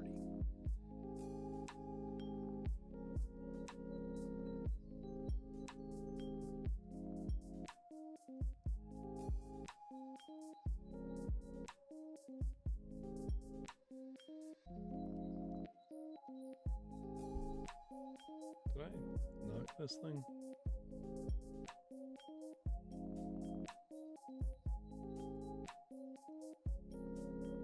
So in my mind, even though like bees are obviously not supposed to be the size of foxes, I figure she's probably about chest height to him and quite a bit higher. Jumpstore says no pull. No. We're running out of time. I don't have much time left, and I don't think we're gonna get through to the party. I mean, it would be nice to get through to the party, but I may have to really shortchange some of these stores I could get through to the party. I also don't want these streams to be like you feeling stressful because I'm like trying to speed rate. Myrtle. You know what? I know what myrtle is, but I have forgotten. Or I should say new. Let's find out. Myrtle. It's a genus of flowering plant in the family Myrtaceae. Described by botanist, blah, blah, blah. It's just a white flowered plant. Okay. Sure. Lou decided to buy a pot of myrtle honey.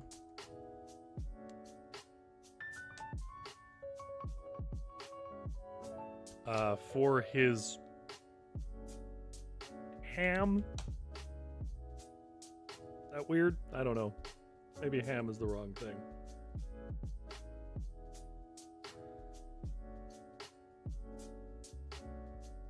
Nah, you know what? For his roasted carrot. I mean, he is a fox. It should be like a, you know, one of the small animals from the village, to be honest. For his roasted carrots.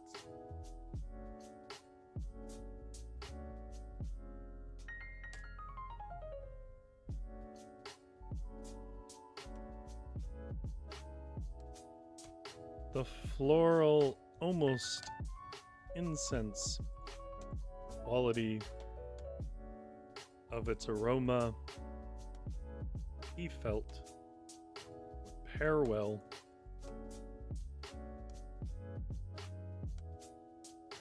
the sweet and earthy qualities.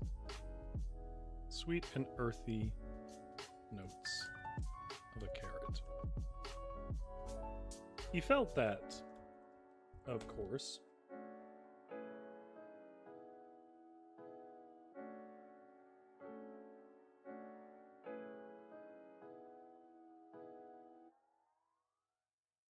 Yeah, I think myrtle is the right choice.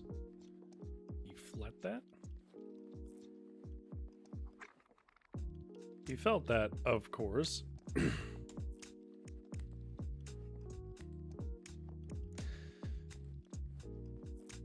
Because Ms. Bubblegum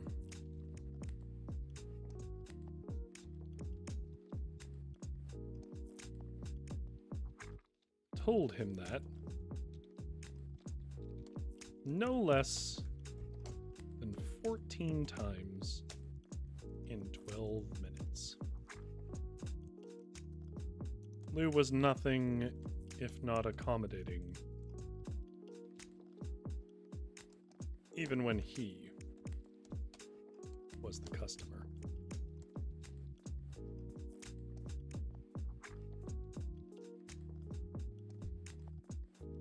He also picked up a keg of mead, which Miss Bubblegum gave him at half price. She discovered he was offering his shop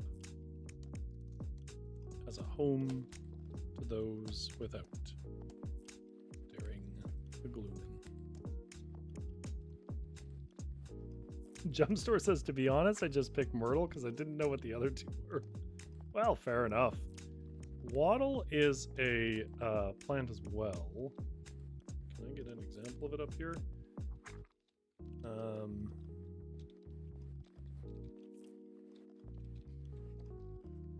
Yeah, it's like a yellow. It's an Australian thing for sure, but I'll show you guys a picture of it.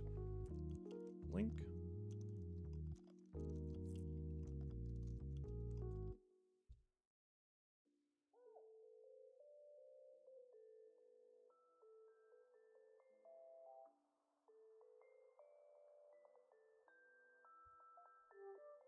Okay, well, I picked the tiniest picture I could, but that's roughly it. It's just a very, like, yellow flower. Okay.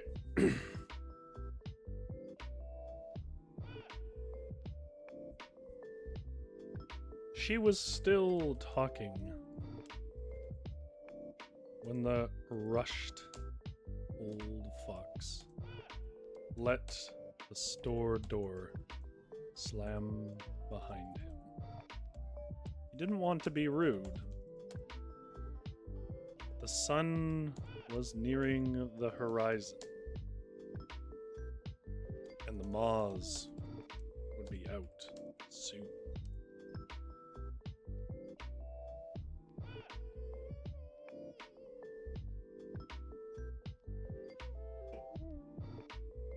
Now, I cannot explain to you why I didn't know what Myrtle was, but I did know what Waddle was. But I did. Okay. In our poll, what was the next winner? Branch Grocery.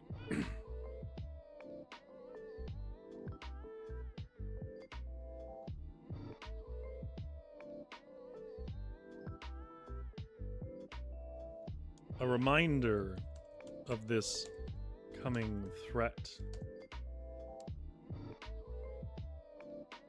was on display on the main street of Arborea, where the lamp lighters, a pair of humming worker bees,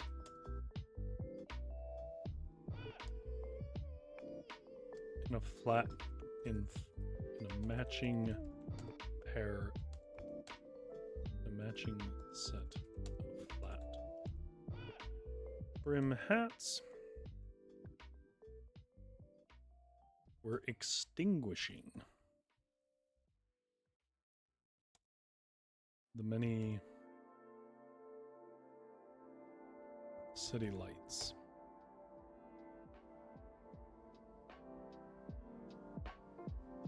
Joe Store says, in America, each state has its own official flower. Like, what is the point of that? I doubt these flowers were picked because they represented something about the state or had special meaning. Yeah, I've noticed that like there's a lot of like, our state is known for this, right? Down there. And I mean, there's a bit of that in Canada. We do have generally speaking, we have provincial flowers here, but like they tend to be ones that bloom here. I don't know if it's official or not, but and I know we have some people from the province in the chat, so maybe they can tell me, but I'm pretty sure ours is dogwood in British Columbia. Despite the looming dusk. After all, such lights would call in the giant moths and their terror. Oh, hello, Lizzie Rose. States also have official trees. Rocks? Okay, well, rocks are weird. Birds and fossils? Good to see you, Lizzie.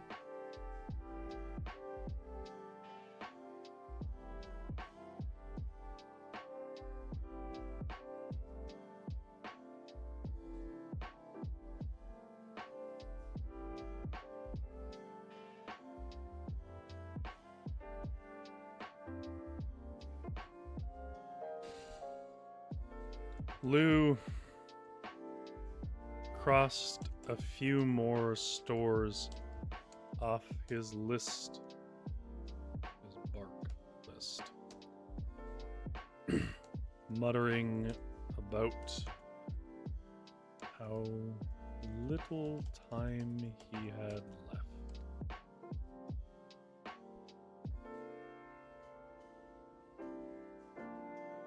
GS says, yes, BC is dogwood and it's illegal to cut one down. I didn't know it was illegal to cut one down, but I do know it's actually pretty hard to get trees cut down around here. I don't say that with any bitterness. I think if you don't want a tree, unless it's like a real threat, some trees are. Like they're just dead, but still up. I realize it's a typo, GS, but I really like the typo, Lizzie a Rose. Lizzie a Rose. Sounds like a Lizzie Rose's horror novel.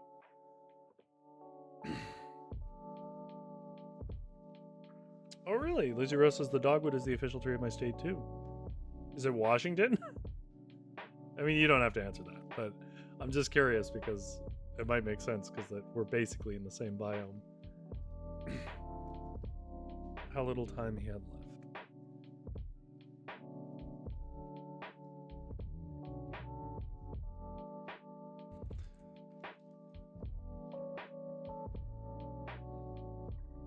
The only place he for sure had to visit before the dusk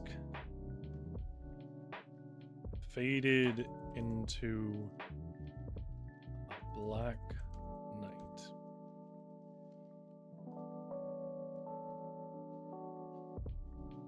was the grocery store.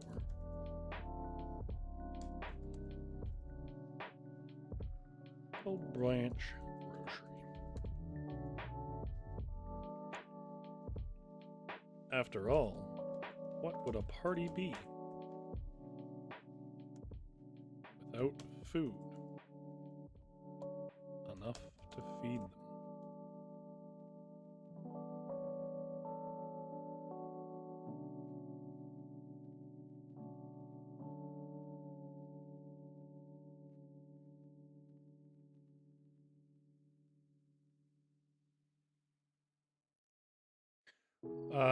Missouri. Oh, I'll be honest, I don't actually really know where Missouri is. The states are very confusing to a Canadian. It's more than we've ever had to learn. Kind of roughly know where some things are, but I'll be honest, your geography doesn't come up much. Lizzie Rose says, random question, anyone know who Nyx is? Spelled NYX. Is that somebody that was in our chat? I need more context. What should the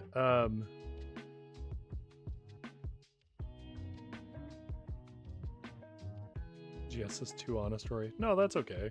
I'm bad at geography. I'm a writer. I'm not pretending to be smart about everything. Missouri is right in the middle. Okay. Oh, it's a goddess. Okay. I don't know Nyx at all. I don't even think I've seen it like named in like songs for techno or something, but not. Nyx is your Halloween costume. Oh, cool. I'm not doing any Halloween costumes because I really don't have the money for it, but I used to really love doing them. We've talked about this. I'm not going to retread that. What's going into that Halloween costume? Also, what should be... You know what? Actually, we're almost out of time, so I know what I'm going to do.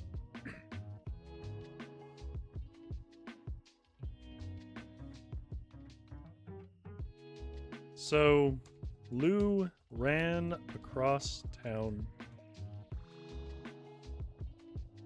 as fast as his arms, as fast as he could go, with arms full of mead and floral.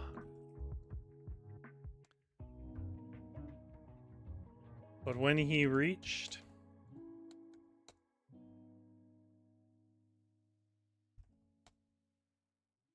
the store, the doors were closed.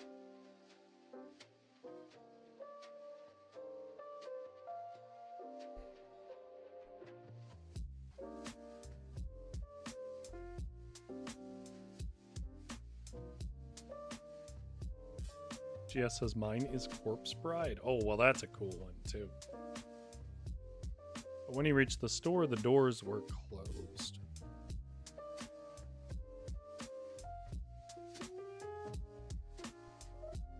Alas, everyone was a bit too nervous about the setting sun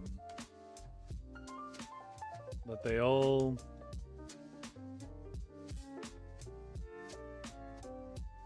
shut up shop good hour earlier than Lou had assumed. The river folk, you should know, don't keep hours of commerce quite like we do.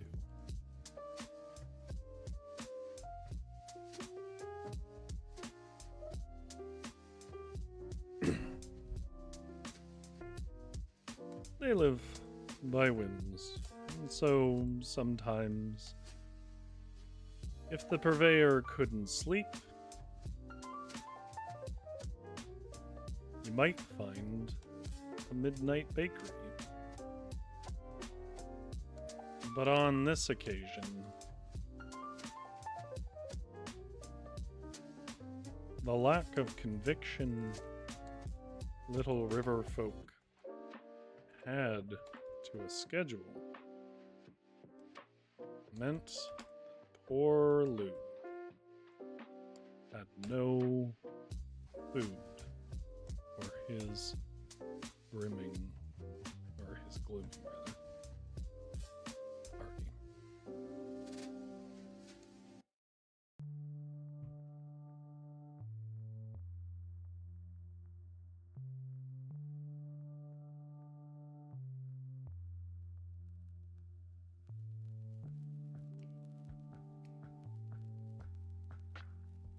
Still, he had some mead, maybe enough scones, stale as they were, from the last town.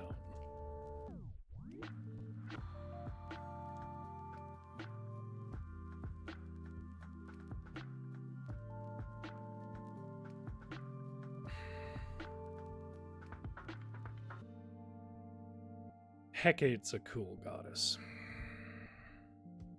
I'm surprised she doesn't come up more in modern stories for her themes. Seems like fitting for like vigilantes and stuff.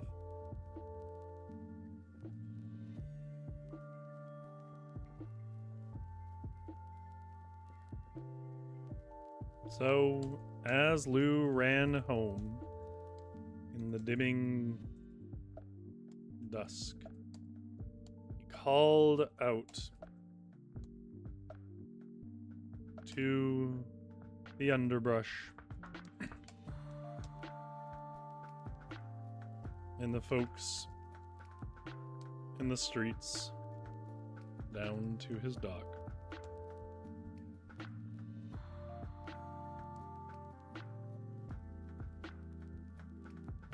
Any folk welcome to my shop for shelter tonight from the moths.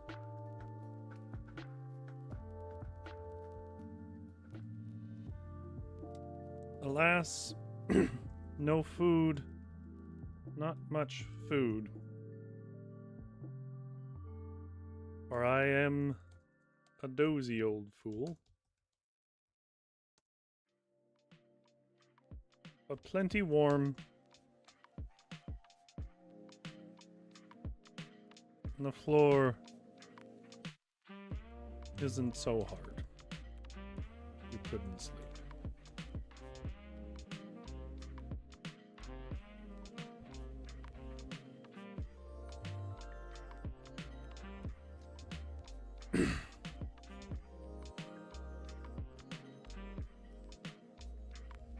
But despite his efforts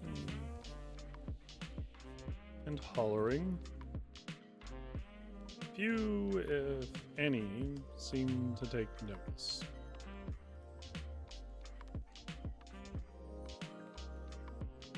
He repeated his cries as the last wisps of sunlight ducked behind the mountains.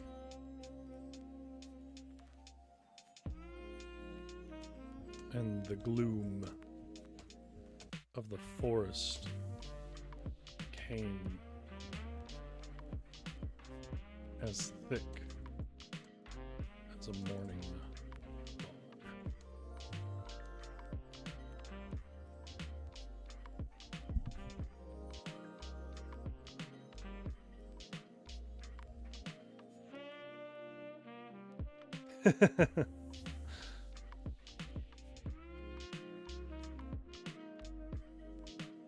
Apparently some cool artwork of Nyx.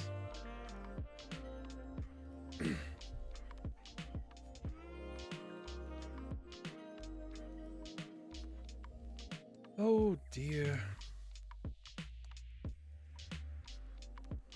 The winded old fox said as he finally stepped on his boat. Guess it's not like other cities. Folks must all already have a place to go. 'Tis a shame to have wasted my day so. Not even have an ear to tell a story on these dark nights. Glooming.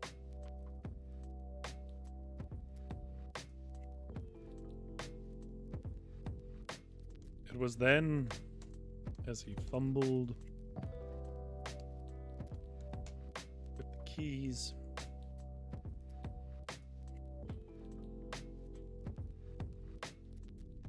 to his little floating bookshop, that he heard a great rustling.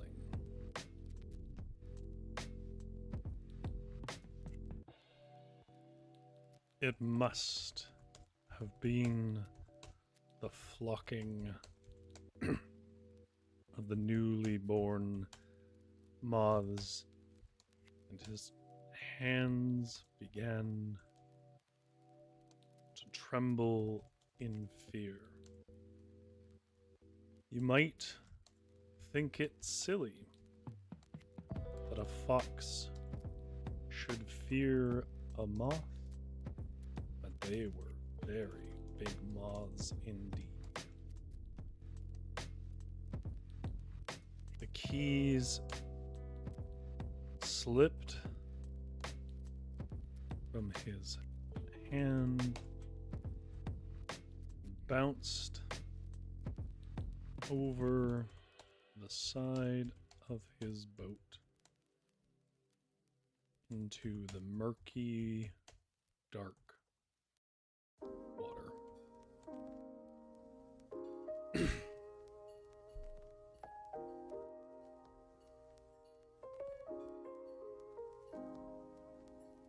Lou immediately began to whimper in panic. But when he looked to the sky, he saw nary a shadow over the bright crescent moon. It was then that his careful twitching, his careful ears turned and found the sound was coming from the underbrush just north of the dock.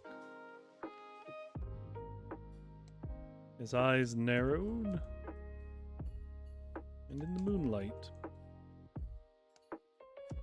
he perceived the gray outlines of a family of great wood bugs.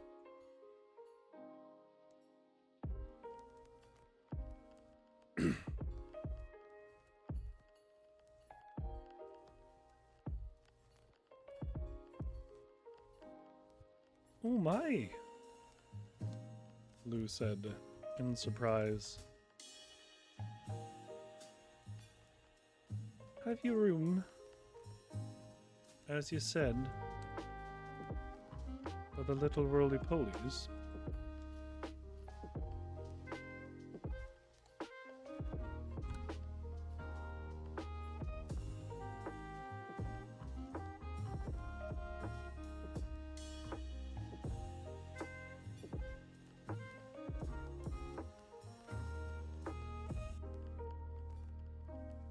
Oh wow, we got deep. Yeah, Zombie Wolf, I agree. That is a relationship defined by nurturing and care.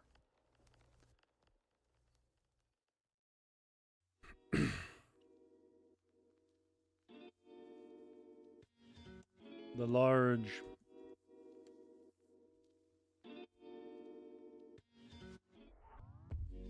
wood bug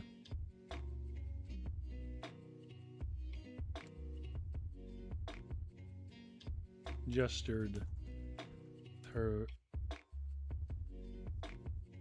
with a portion of her many legs to a little crowd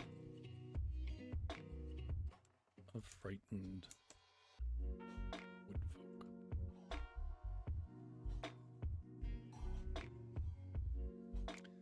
What should the woodbug lady's name be?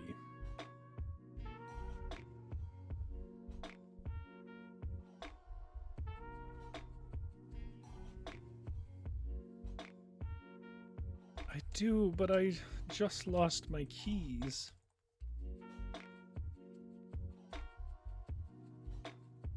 Lou bemoaned, but barely spoke the words.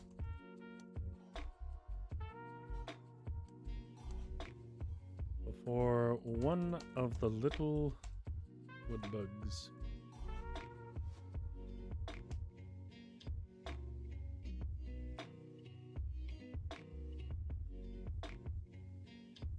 rolled over the lip of his hull.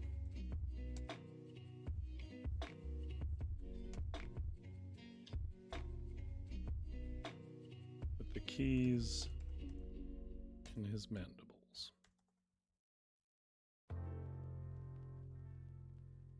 Holly Leaf, Jumpstore says. That's a great name.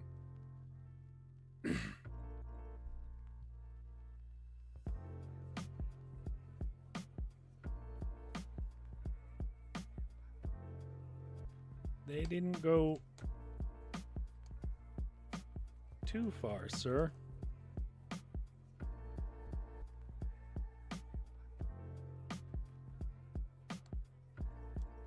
Said the little woodbug.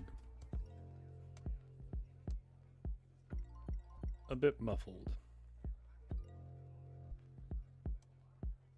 For the keys in his mouth.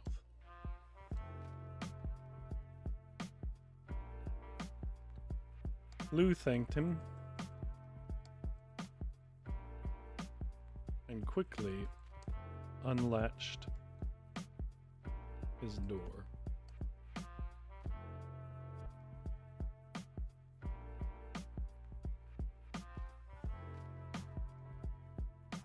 Well, it's really good that you felt love, Zombie Wolf. It's an important thing. Any place without love is just hell. Lou thanked him and quickly unlatched his door. Ashtoria. Maybe that'll be one of the kids' names. Lou thanked him and quickly unlatched his door. The crowd of little woodfolk crawled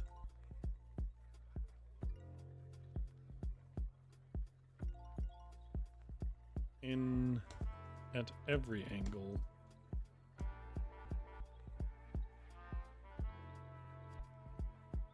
curling up on shelf tops, and between the aisles.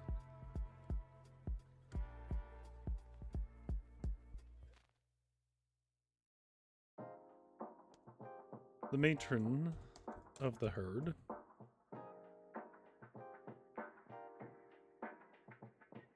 Hollyleaf was mighty grateful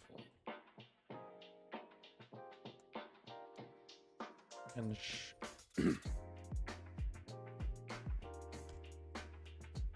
and revealed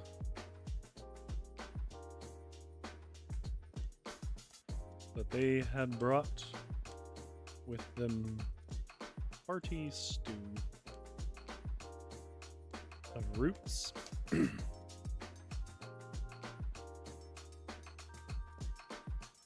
leaves.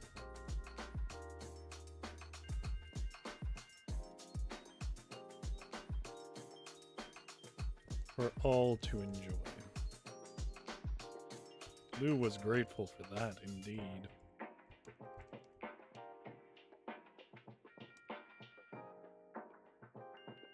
As he only had his honey and crumbling old scones.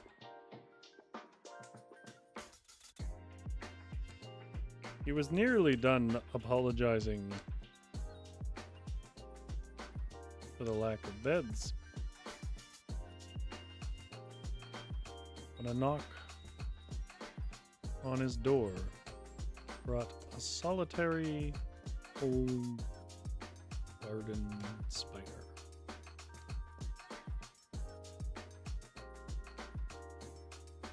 That had to come through one of the windows that was wide enough to accommodate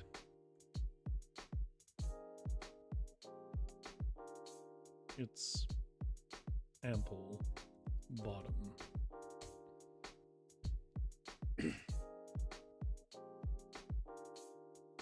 What should the old spider's name be? Maybe we call that Astoria, or I'll give you guys a minute. We're just about done.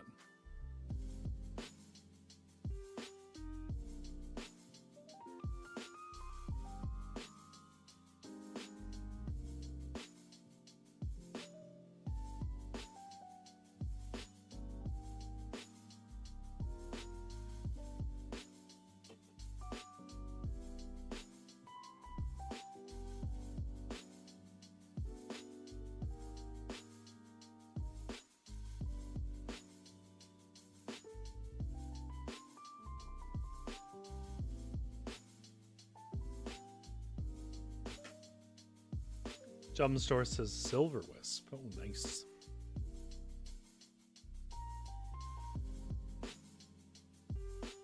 The old spider had an odd speckled pattern that reflected almost silver in the moonlight.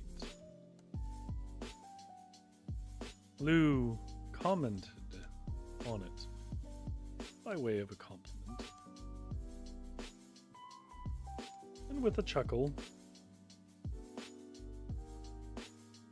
the old man, the old arachnid, said, "That's why they call me Silver Wisp."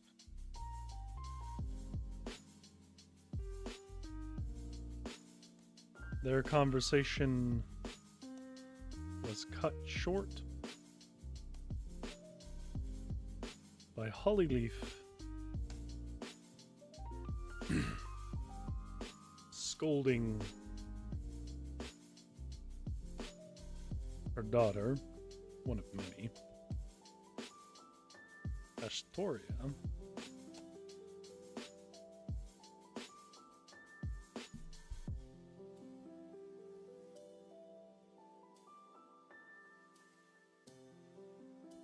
were complaining that there was no log to sleep under.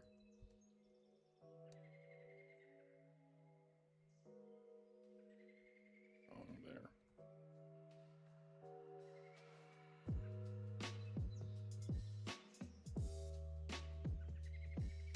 Silverwisp chuckled and began to weave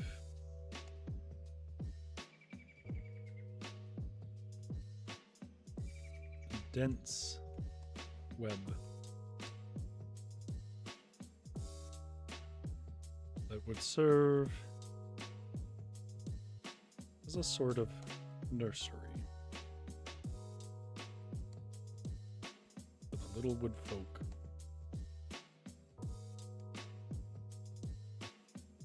Find some comfort that night.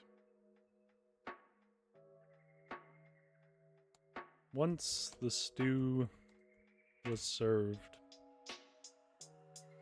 and the scones broken up over each bowl to soak in the broth,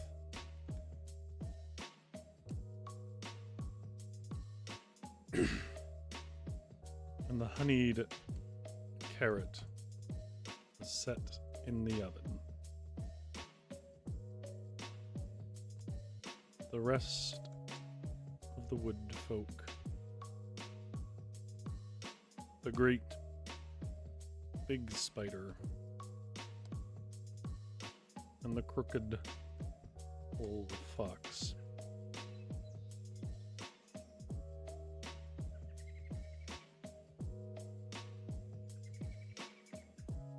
sipped mead,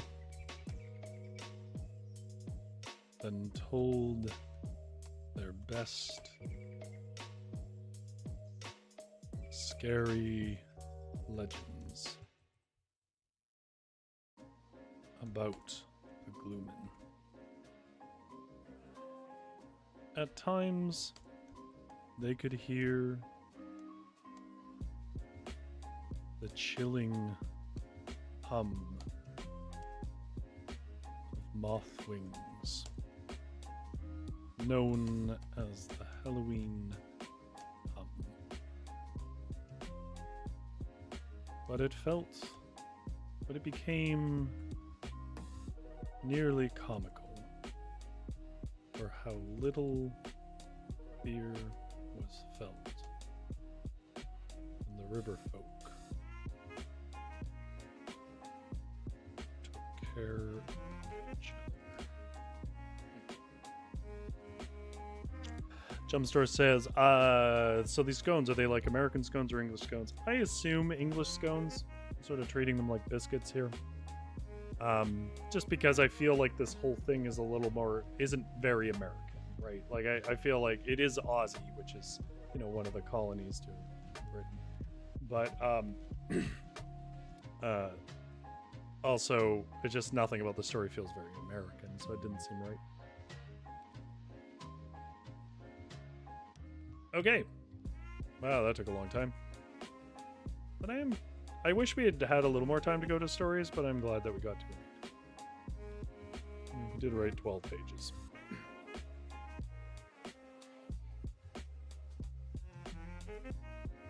You guys were very helpful tonight. I appreciate that. You had fun with it.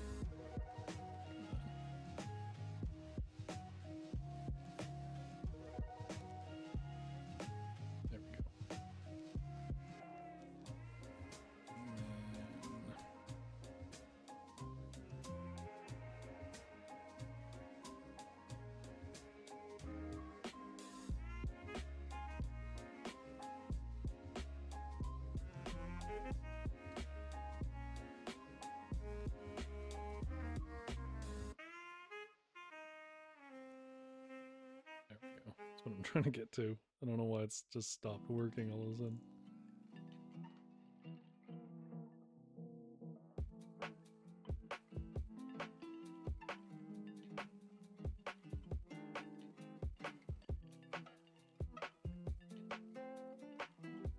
think maybe my scroll wheel died. Okay, we'll just do this way.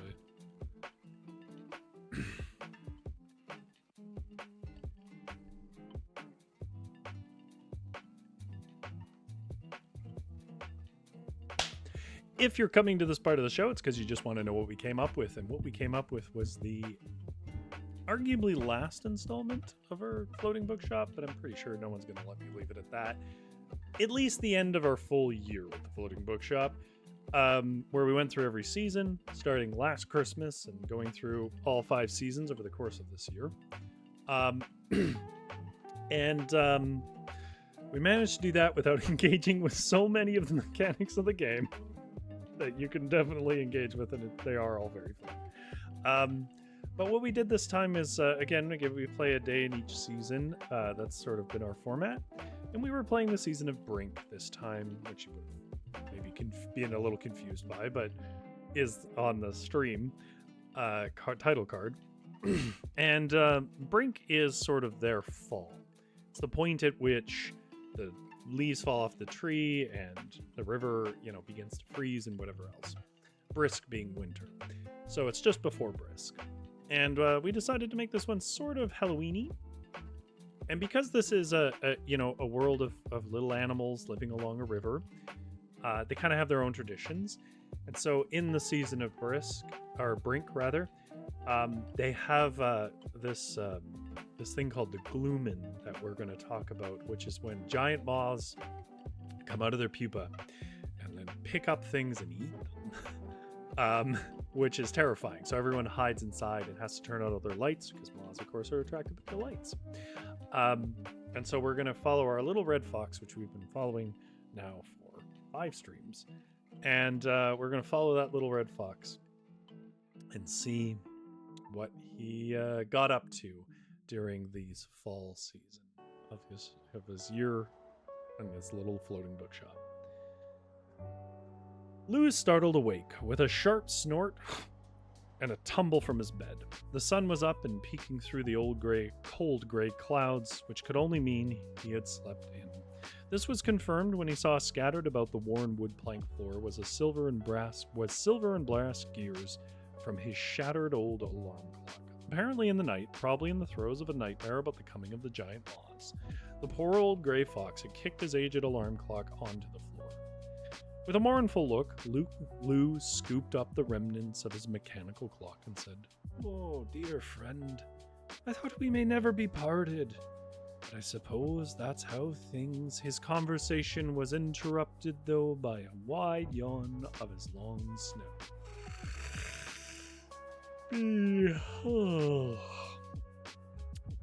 was the most unfortunate day to awaken so late.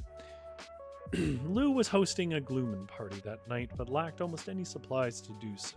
Now, the town of Arborea, a great hollow stump along the river where his bookshop was currently moored, surely had all the supplies he needed, but time was not on the old fox's side, for a Glooming party was thrown as much for charity as it was for fun. See, during the foggy season of Brink, great giant moths break free from their pupa, and for 4 nights blot out the moon with their wide wings searching for food. Unlike many creatures, the moths were a silent, there's the silent, you didn't imagine it, and wild thing that feasted on all the animals along the river. The only solution was to hide in one's hut and light nary even a candle, for light would call down the swarm upon you.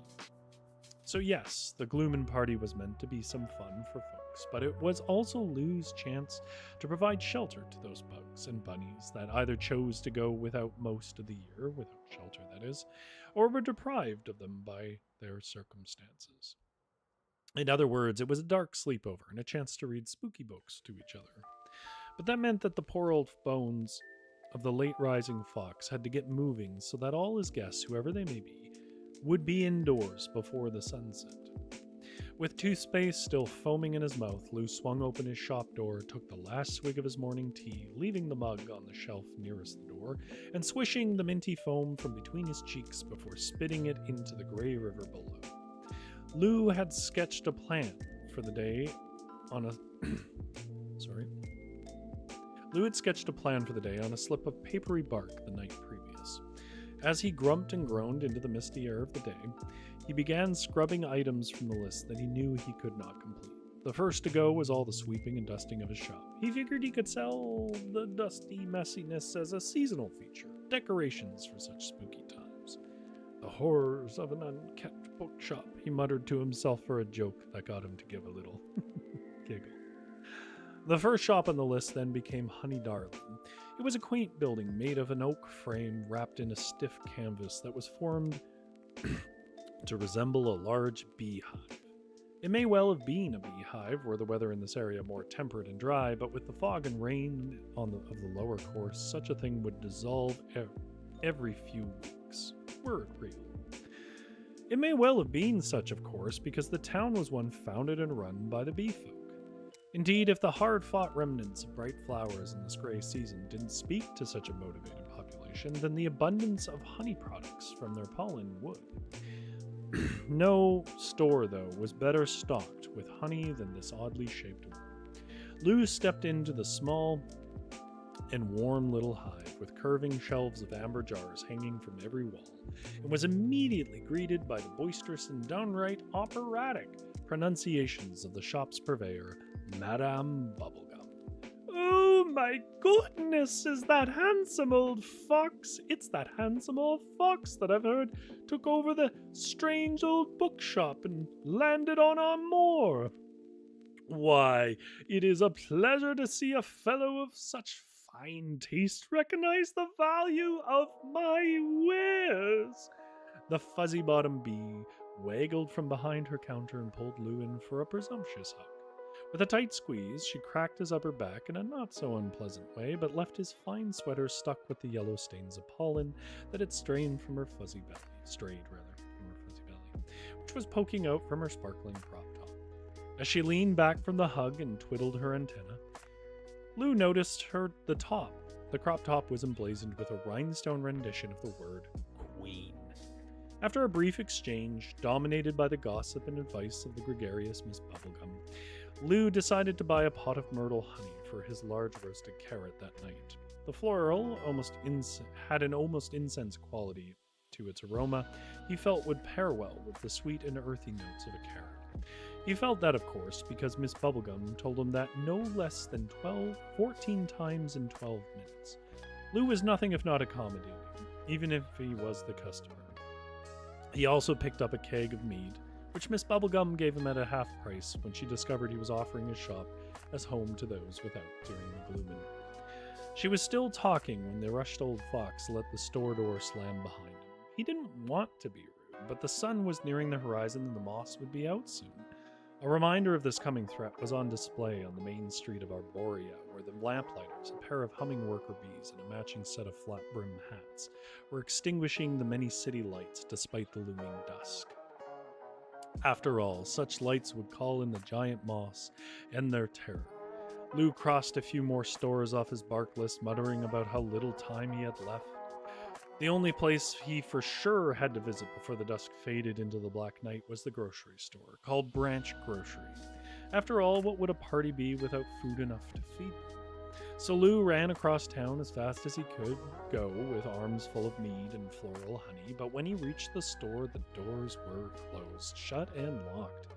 Alas, everyone was a bit too nervous about the setting sun, that they all shut up their shops a good hour earlier than Lou had assumed.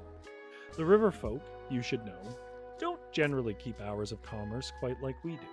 They live by whims, and so sometimes, if the purveyor couldn't sleep, you might find a midnight bakery. But on this occasion, the lack of conviction the little river folk had to a schedule meant that poor Lou had no food for his glooming party.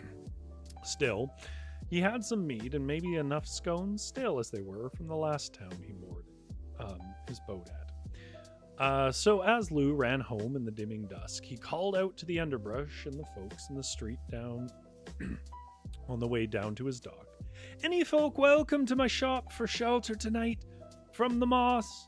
Alas, not much food, for I am a dozy old fool, but plenty warm. The floor isn't so hard you couldn't sleep."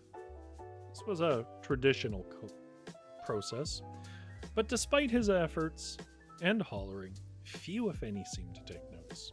He repeated his cries as the last wisps of sunlight ducked behind the mountains and the gloom of the forest became as thick as a morning fog. "Oh dear," the winded old fox said as he finally stepped onto his boat. "I guess it's not like other cities. Folks must already have a place to go. 'Tis a shame to have wasted my day so and not even have an ear to tell a story on these dark nights of Glooming." It was then, as he fumbled with the keys to his little floating bookshop, that he heard a great rustling. It must have been the flocking of the newly born moss, and his hands began to tremble in fear. You might think it silly that a fox should fear a moth, but they were very big moths indeed. The keys slipped from his paw, I guess, and bounced over the side of his boat, into the murky, dark water.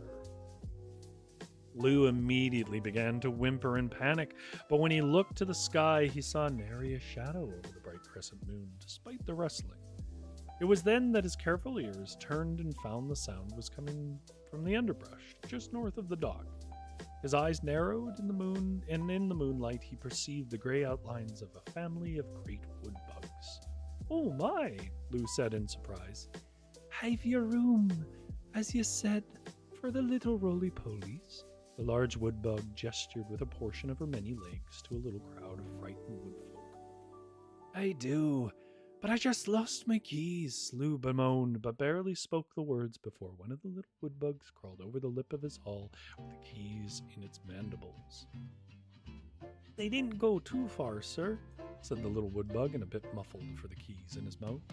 Lou thanked him and quickly unlatched his door, letting the crowd of little woodfolk crawl in at every angle, including across the ceiling, until they settled on curling up on shelf tops in between his aisles. The matron of the herd, Hollyleaf, was mighty grateful and revealed that they had brought with them a hearty stew of roots and leaves for all to enjoy. Lou was grateful for that indeed, as he only had his honey and crumbling old scones. He was nearly done apologizing for the lack of beds when a knock on his door brought a solitary old garden spider that had to come through one of the windows that was wide enough to accommodate its ample bottom. The old spider had an odd speckled pattern that reflected almost silver in the moonlight. Lou commented on it by way of a compliment, and with a chuckle the old arachnid said, "That's why they call me Silverwisp." Their conversation was cut short by Hollyleaf scolding her daughter off in the corner, one of many, Ashtoria specifically, for complaining that there was no log to sleep under him. Silverwisp chuckled and began to weave a dense web that would serve as a sort of nursery for the little wood folk to find some comfort that night. Once the stew was served and the scones broken up over each bowl to soak in the broth, lessen the stale taste, and the honeyed carrot was set in the oven, the rest of the woodfolk and the great big spider and the crooked old fox sipped mead, then told their best scary legends about the Glooming. At times they could hear the chilling hum of moth wings, known as the Halloween hum, but it became nearly comical for how little fear it elicited when the river folk were out in there taking care of each other.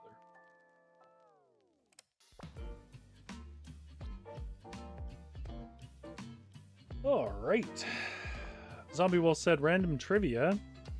So while many people know that in the UK/Ireland they originally carved turnips instead of pumpkins, but lesser known pumpkin jack-o'-lantern subs were made out of potatoes or beets. I didn't know potatoes. I think I had heard beets. That's very cool.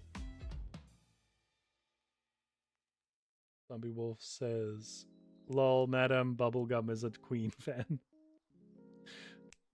She's a Queen Bee, yeah. I'll take either. She could be both. Queen recognizes game.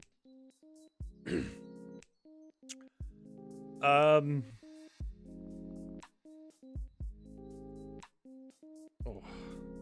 Tough to do without my scroll wheel. I don't know if I can... Oh, it's woke up. There we go. Here, one last...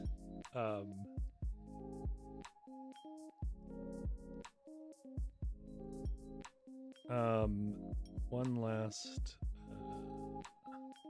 poll for you folks.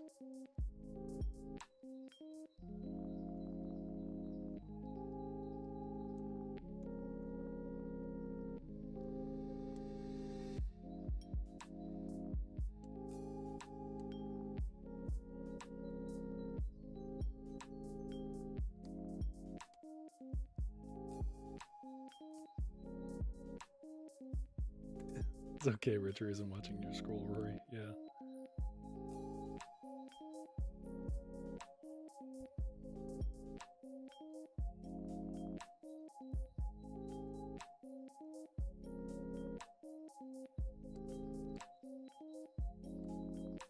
Sorry, I'm just setting up a poll that you can all vote for as I stop the stream.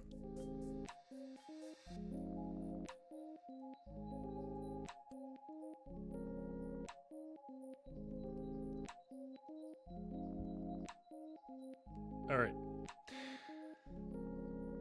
There's a poll in the stream right now that is asking if we should play Floating Bookshop again, now that we've played every season of that it has to offer.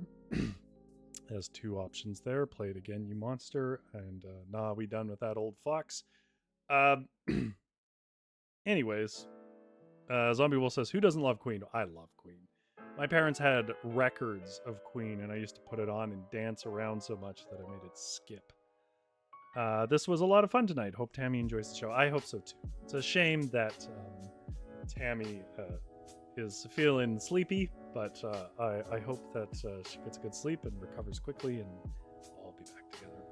I'll have to make my decision on what I'm doing for Tuesday, but you'll know on Tuesday, I guess. Wish I could do more to promote it, but I don't know. Anyways, make sure you vote in the poll, because if this one's a mix, then it'll be a coin flip. And anyways, if you want to watch more of this, of course, there is a whole playlist of them. You can see the whole year. It doesn't really... You don't need to watch the other ones. At one point, I sort of, like, I think on the second one, I was like, oh, I could make a thread here about the backstory of whatever the shop. And then I realized that that was going to be exclusionary, because, like, for the most part, people drop in and out of these streams, and then they wouldn't even know what was going on. So, I dropped that piece of lore, but you're welcome to fill it in. Anyhow, thank you so much to everybody in the chat who helped tonight. Had a lot of fun. I hope that you folks will join us next week for our last two Hello streams. But of course, you don't have to go home. But you can't stay here. Get out of my shop.